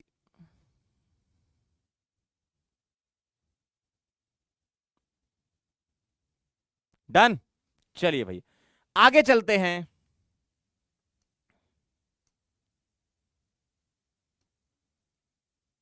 चलिए, अगला कॉन्सेंट्रेशन टर्म पढ़ लिया जाए, फिर अपन वापस आएंगे। चलो भाई, मोलैरिटी हो चुका है, उसके कुछ क्वेश्चन हमने देख लिए हैं, कैसे अटेम्प्ट करना है आपको। आगे चलते हैं दूसरे टर्म पर। क्या कभी आपने इसका नाम सुना है? मोलैलिटी। क्या सर? मोलैलिटी, मोलैरिटी का छोटा तोतला भाई है मोलैलिटी, मोलैरिटी का छोटा तोतला भाई है मोलैलिटी, है ना? तो मोलैलिटी को हम लिखते हैं कैसे? मोलैरिटी को कैपिटल एम से, बिग एम से, और मोलैलिटी को स्मॉल एम से, छोटा भाई ना तो इसलिए स्मॉल एम, है ना? मोलैलिटी की डेफिनेशन क्या होती है? द नंबर ऑफ मोल्स, अरे the number of moles, number of moles लिखेंगे, the number of moles of solute, the number of moles of solute dissolved in, क्या तुम इसको लिख रहे हो? Dissolved in 1 kg of solvent, 1 kg of solvent is called molality, is called molality. बताएं जरा, बताएं जरा, क्या तुमने यही लिखा? हाँ, हाँ भाई, सही है। क्या तुमने यही लिखा? जल्दी से बोल दो। बहुत ही बढ़िया। Number of moles of solute dissolved in 1 kg of solvent. ध्यान देना, ध्यान, वहां पर 1 लीटर सॉल्यूशन था, यहां पर 1 kg सॉल्वेंट है। सही बात है, बहुत बढ़िया। तो अगर मैं इसको फॉर्मूले के फॉर्म में लिखूं, तो मैं लिखूंगा moles of solute divided by weight of solvent in KG. ऐसे लिख सकता हूं, या चाहो तो पहले ऐसे लिख लो थ्योरेटिकल फॉर्म में, क्या कि number of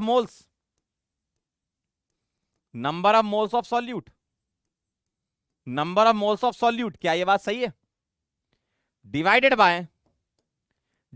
bye weight of solvent in KG, wait of solvent in KG, ठीक है, और is equal two moles of solute, formula बना देता हूं यहां, divided by weight of solvent in KG, ऐसे लिख सकते हो आप, है ना। अब मैं आपसे एक सवाल पूछूं क्या? अब मैं आपसे एक सवाल पूछूं क्या? अब मैं आपसे एक सवाल पूछूं क्या? बताओ ये टेम्परेचर डिपेंडेंट है कि इंडिपेंडेंट? अच्छा पहले लिख दिया कुछ बच्चे तेज हो रहे हो, है पहले लिख रहे हैं। वाह बेटा पहले लिख रहे हो, तुम्हें पता था कि मैं क्या पूछने वाला हूं। हाँ, टेम्परेचर डिपेंडेंट है कि इंडिपेंडेंट है? क्या इसमें पानी आ रहा है, कुछ लिक्विड आ रहा है क्या, कुछ वॉल्यूम आ रहा है क्या कुछ? अरे बोलो भाई, आ रहा है क्या? नहीं आ रहा है, इसका मतलब ये इंडिपेंडेंट होगा ना। अरे ये इंडिपेंडेंट होगा ना, बहुत बढ़िया। देखो जरा, टेम्परेचर इंडिपेंडेंट, टेम्परेचर इंडिपेंडेंट होगा। देखो temperature in dependent, temperature independent, क्योंकि इसमें कोई वॉल्यूम टर्म नहीं आ रहा है, नहीं आ रहा है। मोलैरिटी में आ रहा था, इसमें नहीं आ रहा है, इसलिए मोलैलिटी टेम्परेचर इंडिपेंडेंट होती है। सही है। अच्छा आप मुझे बताना, आप मुझे बताना, अगर कहीं लिखा है 2 स्मॉल एम सॉल्यूशन, बताओ जरा, 2 small M solution, 2m solution, इसका मतलब क्या है? क्या मतलब है इसका, जरा बता दीजिए, बोलिए जरा। 2 स्मॉल एम, 2 स्मॉल एम, जल्दी बोलो। 2 स्मॉल एम सॉल्यूशन मतलब क्या? इसका मतलब होता है, कई बच्चे सही लिख रहे हैं, 2 मोल, 2 moles of solute is present in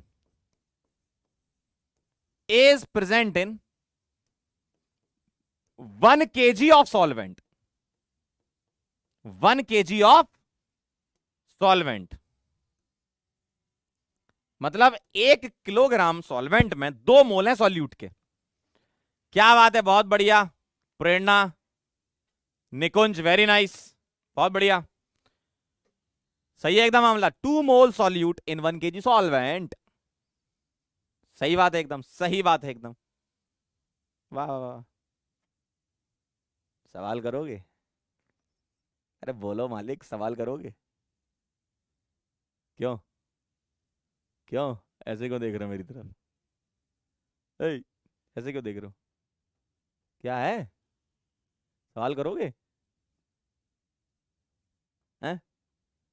कह रहे हैं साइड हट जा मालिक, लो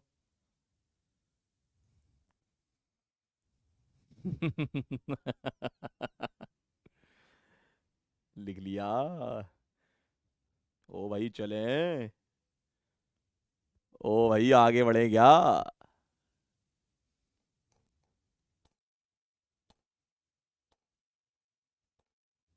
चलिए भाई आइए जरा, तो मोलैलिटी का फॉर्मूला देख लिया, मोलैलिटी का आपने ये भी देख लिया कि टेम्परेचर डिपेंडेंट है कि इंडिपेंडेंट है।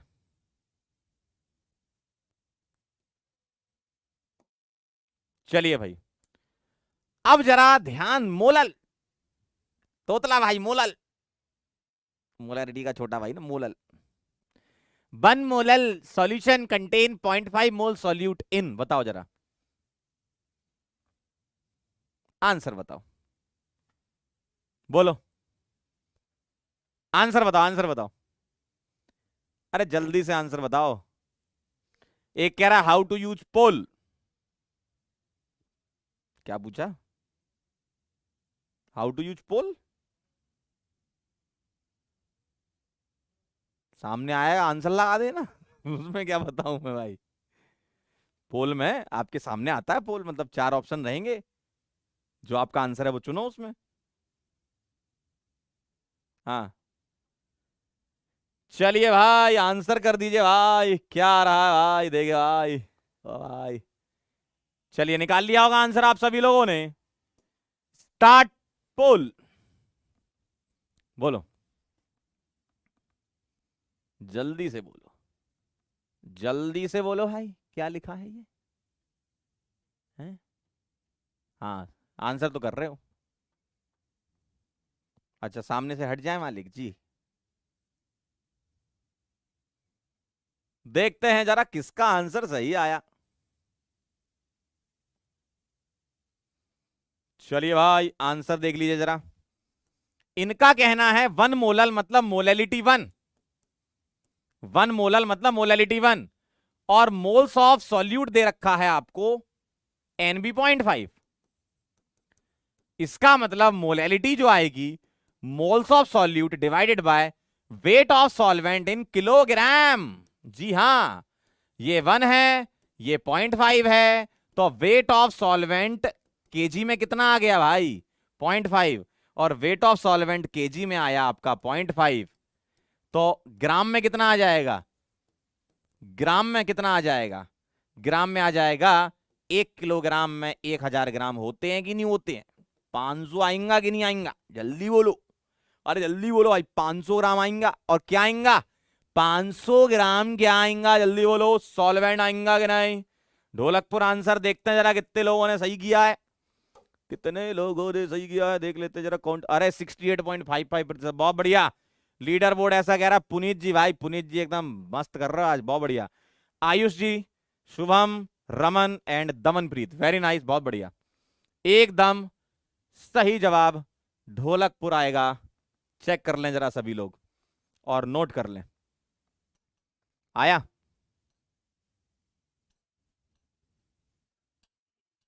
ठीक है, ठीक है, चलिए बहुत ही बढ़िया, वेरी नाइस, आगे बढ़ते हैं।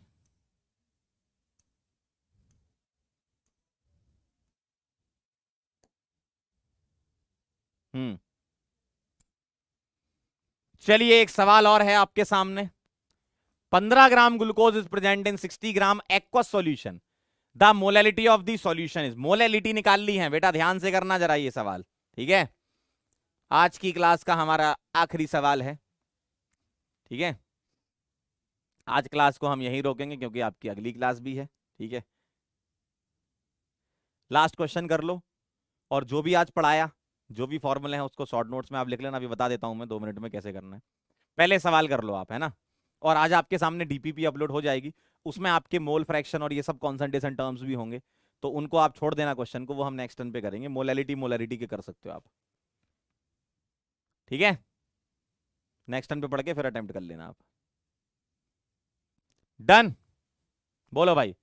15 ग्राम ग्लूकोज है यानी कि ये सॉल्यूट है, तो सॉल्यूट का वजन है 15 ग्राम, और 60 ग्राम सॉल्यूशन है यानी कि ए और बी दोनों का एक्वा सॉल्यूशन है, तो सॉल्वेंट ए क्या होगा, वाटर होगा, सॉल्वेंट वाटर होगा ना अगर एक्वा सॉल्यूशन दिया है, तो ए प्लस बी का वेट है 60 ग्राम, सॉल्यूट का, सॉरी मोल नहीं है वेट है, 15 ग्राम ग्लूकोज है ना, वेट है, ये मोल लिख दिया गलती से, वेट ऑफ सॉल्यूट 15 ग्राम है, और सॉल्यूट प्लस सॉल्वेंट का वजन 60 ग्राम है, सॉल्यूट प्लस सॉल्वेंट का वजन 60 ग्राम है ना, तो यहां से सॉल्वेंट का कितना आएगा, सॉल्यूट का 15 पुट कर दो, टोटल 60 है, 15 सॉल्यूट का है, तो सॉल्वेंट का कितना हो जाएगा 45 ग्राम, सही बात है, लेकिन ये ग्राम में आया, मुझे किस में कन्वर्ट करना पड़ेगा, किलोग्राम में, 1000 से डिवाइड कर दो तो ये किलोग्राम में आ गया। क्या ये बात सही है, क्या ये बात सही है। पोल स्टार्ट कर देता हूं, जब तक आप लोग आंसर करना, 30 सेकंड का समय जिन लोगों ने कर दिया होगा, ठीक है। तो सॉल्वेंट का वेट आ चुका है, जी हां, अच्छा सॉल्यूट का वेट आया तो यहां मोल निकाल लो, सॉल्यूट के 15, ग्लूकोज जानते हो C6H12O6, और इसका मॉलिक्यूलर वेट धीमे धीमे आपको याद भी हो जाएगा और निकाल भी सकते हो, 180 होता है ना, तो 15 डिवाइडेड बाय 180, तो वेट अपॉन मॉलिक्यूलर वेट मोल आ गया।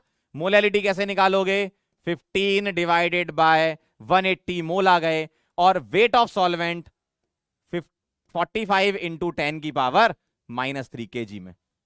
ठीक है, तो ये आप सॉल्व कर लो। ये 3 बार कट जाएगा, ऊपर आएगा 1000 और नीचे आएगा 180 इंटू 3। ठीक है, लगभग लगभग कितना आएगा, 0 से एक 0 उड़ा दो और ये आ जाएगा 100 और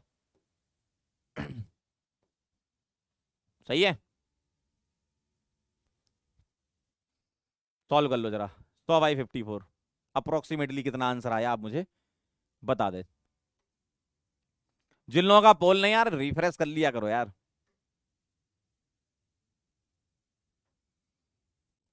क्या आया?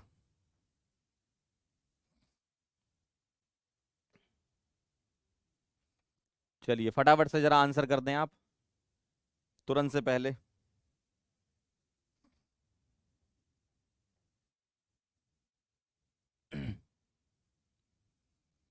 डन। चलिए चेक कर लेते हैं ना कितने लोगों का आंसर आया। क्या कह रहे हो आप आंसर? मैक्सिमम जनता चेन्नई कह रही है। चलिए देख लेते हैं जरा। हाँ भाई, अरे रिजल्ट कब आएगा?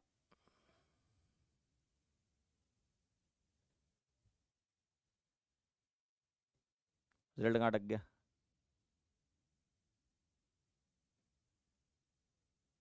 हैंग हो गया शायद। चलो सही हो जाएगा वो। अ, अ, अ, अ, अ। चलो दोबारा आंसर करना आप, ठीक है। चलो 30 सेकेंड। 1.85 आ रहा था आंसर वैसे, है ना, जिन जिन लोगों ने निकाल लिया।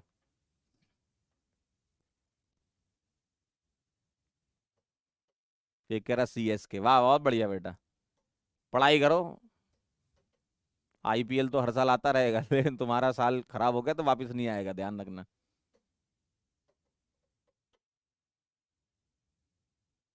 एक बच्चा कह रहा है एक बार रिपीट कर दो, लाओ भाई।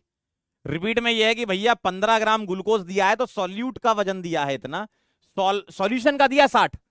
देखो सॉल्यूट प्लस सॉल्वेंट मिलकर सॉल्यूशन बनता है। 15 ग्राम सॉल्यूट का है, 60 ग्राम सॉल्यूशन का है, तो सॉल्वेंट कितना है, 45 ग्राम है ना, उसको केजी में कन्वर्ट कर लिया था हमने। और 15 ग्राम के मोल निकाल लिए, 15 डिवाइड बाय 180 मॉलिक्यूलर वेट होता है इसका। ठीक, और डिवाइड बाय सॉल्वेंट का वेट कर दिया केजी में, सिंपल है ना। सी आंसर, बहुत बढ़िया। रमन, अरहम, सानिया, साक्षी और सात्विक, बहुत बढ़िया, वेरी नाइस।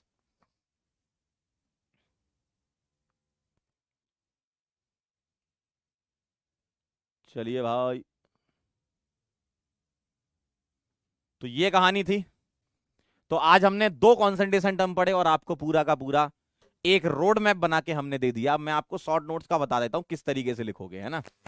जैसे मान लीजिए, मैं इसी में ऐड कर देता हूं इधर स्लाइड में, है ना। आज आपने जो पढ़ा, ठीक है, मैंने बोला था शाम को जब आप रिवाइज करो, तो आज की पूरी थ्योरी रिवाइज करके उसके शॉर्ट नोट्स कैसे बनाने की, भाई छोटे छोटे से पॉइंट है, सॉल्यूशन क्या होता है, ठीक है, सॉल्यूट प्लस सॉल्वेंट का बताया था सर ने, बाकी हमने पढ़ा तो डिटेल में, लेकिन उसके शॉर्ट नोट्स ऐसे निकालो बाहर, क्योंकि हमारे सिलेबस में बाइनरी सॉल्यूशन हम पढ़ते हैं। तो सॉल्यूट प्लस सॉल्वेंट से मिलकर सॉल्यूशन बना, ठीक है ना। अब इसके बाद आप टाइप ऑफ सॉल्यूशन लिखना चाहो तो बस लिक्विड वाले लिख लो जो आपके लिए इंपॉर्टेंट है, कि जिसमें सॉल्वेंट लिक्विड होता है और सॉल्यूट जो है वो सॉलिड भी हो सकता है, लिक्विड भी हो सकता है, गैस भी हो सकता है, ठीक है, सही है। जैसे O2 या CO2 इन वाटर, है ना, एग्जाम्पल में हमने शायद O2 लिखा था, जो भी लिखा हुआ है ना, आप एग्जाम्पल लिख सकते हो। Gas in liquid, liquid in liquid, ठीक है, सॉलिड इन लिक्विड, ग्लूकोज लिखा था, मैं शुगर लिख देता हूं, शुगर प्लस वाटर, ठीक है, हमने यहां ग्लूकोज लिखा था, आप ऐसे लिख सकते हो। तो एकदम सॉल्यूशन का बेसिक पार्ट कवर हो गया। फिर आपके कॉन्सेंट्रेशन टर्म में फॉर्मूले लिख लो, मोलरिटी का, moles of solute divided by volume of solution in litre, ठीक है, थोड़ा सुंदर तरीके से लिखना ताकि अच्छा लगे आपको बाद में जब पढ़ रहे हो। और टेम्परेचर टेम्परेचर डिपेंडेंट होता है ये। इसी तरीके से molarity small m, moles of solute divided by weight of solvent in KG, ये टेम्परेचर इंडिपेंडेंट होता है। तो इस तरीके से आप शॉर्ट नोट्स के फॉर्म में लिख सकते हो, ठीक है। और बाकी ये कि आपने लिख लिया था, ठीक है। इधर हटा देते हैं इसको। हाँ, इसको आप बॉक्स में बंद कर सकते हो, है ना। तो इस तरीके से आप बना सकते हो अपने शॉर्ट नोट, जो भी अपन ने डेली पढ़ा। क्लियर है एकदम? आई होप आप सभी लोगों को मजा आया होगा, और भी अपन पढ़ते रहेंगे, फन करते रहेंगे, एकदम आनंद आ जाएगा आपको, ठीक है। बहुत बेसिक से हमने चीजें कवर करी, सॉल्यूशन समझा। पहले तो हमने आपको रोड मैप बताया कि आपको किस तरीके से पूरे साल भर चलना है, ठीक है। अब इसी को आप लूप में ले आना, इसी को लूप में ले आना। डीपीपी आज चाहो तो सॉल्व मत करो, नेक्स्ट टर्न के बाद सॉल्व कर लेना। आज अपलोड हो जाएगी वैसे, लेकिन नेक्स्ट टर्न के बाद कर लेना, क्योंकि मोल फ्रैक्शन वगैरह के भी कुछ क्वेश्चन होंगे उसमें, है ना। मोलैरिटी के ट्राई करना चाहो तो कर सकते हो। क्लियर है? और कोई बहुत बड़ी और नई चीज नहीं आई आपके सामने। अगर आपने क्लास 11th का मोल देख रखा है तो आपको लग रहा है अरे ये तो क्लास 11th का ही चल रहा है, बिल्कुल उसी टाइप से। बस जैसे ही अपना कॉन्सेंट्रेशन टर्म खत्म होंगे, फिर हम एक्चुअल 12th में एंटर करेंगे। अब ये समझ लो कि आपका 11th का रिवीजन चल रहा है ये, है ना। क्लियर है एकदम? क्लियर है एकदम? ठीक है। तो आज आपको कोई होमवर्क नहीं दे रहे हैं, क्योंकि बहुत कम अपन ने पढ़ा है। नेक्स्ट टर्न से देना चालू कर देंगे मॉड्यूल से। तो जाते जाते हम आपको एक बात कहना चाहते हैं जो बहुत देर से हमारे दिल में थी। थैंक यू सो मच, आप यहाँ पर आए और आपने हमसे लिक्विड सॉल्यूशन का पहला लेक्चर पढ़ा और सारी चीजें आपने समझी। उसके लिए बहुत बहुत धन्यवाद सभी लोगों का। कल मुलाकात करेंगे फिर से, और हम उसमें आगे बढ़ाएंगे सिलसिला, मोल फ्रैक्शन और ये सब कवर करेंगे। चलो भाई, जाते जाते आपको एक धुआंधार वाली सुना देते हैं। हाँ बहुत सही, अरे अरे क्या बात है, पता है मतलब तुम लोगों को है।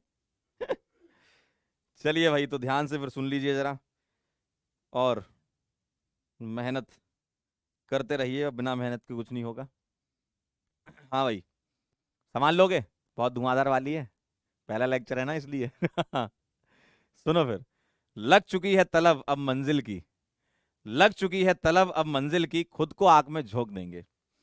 लग चुकी है तलब अब मंजिल की, खुद को आग में झोंक देंगे। ठोकरें कहती है मारा जाएगा, हौसले कहते देख लेंगे। ठीक है, तो चलो फिर मुलाकात करेंगे हम नेक्स्ट लेक्चर में। और आप लोग रिवाइज करके जरूर आए, जो भी पढ़ाया जा रहा है आपको। जब भी आप अगली क्लास में आए, पिछली क्लास में रिवीजन करके जरूर आए। मिलते हैं बेटा फिर नेक्स्ट लेक्चर में, तब तक के लिए ओके बाय।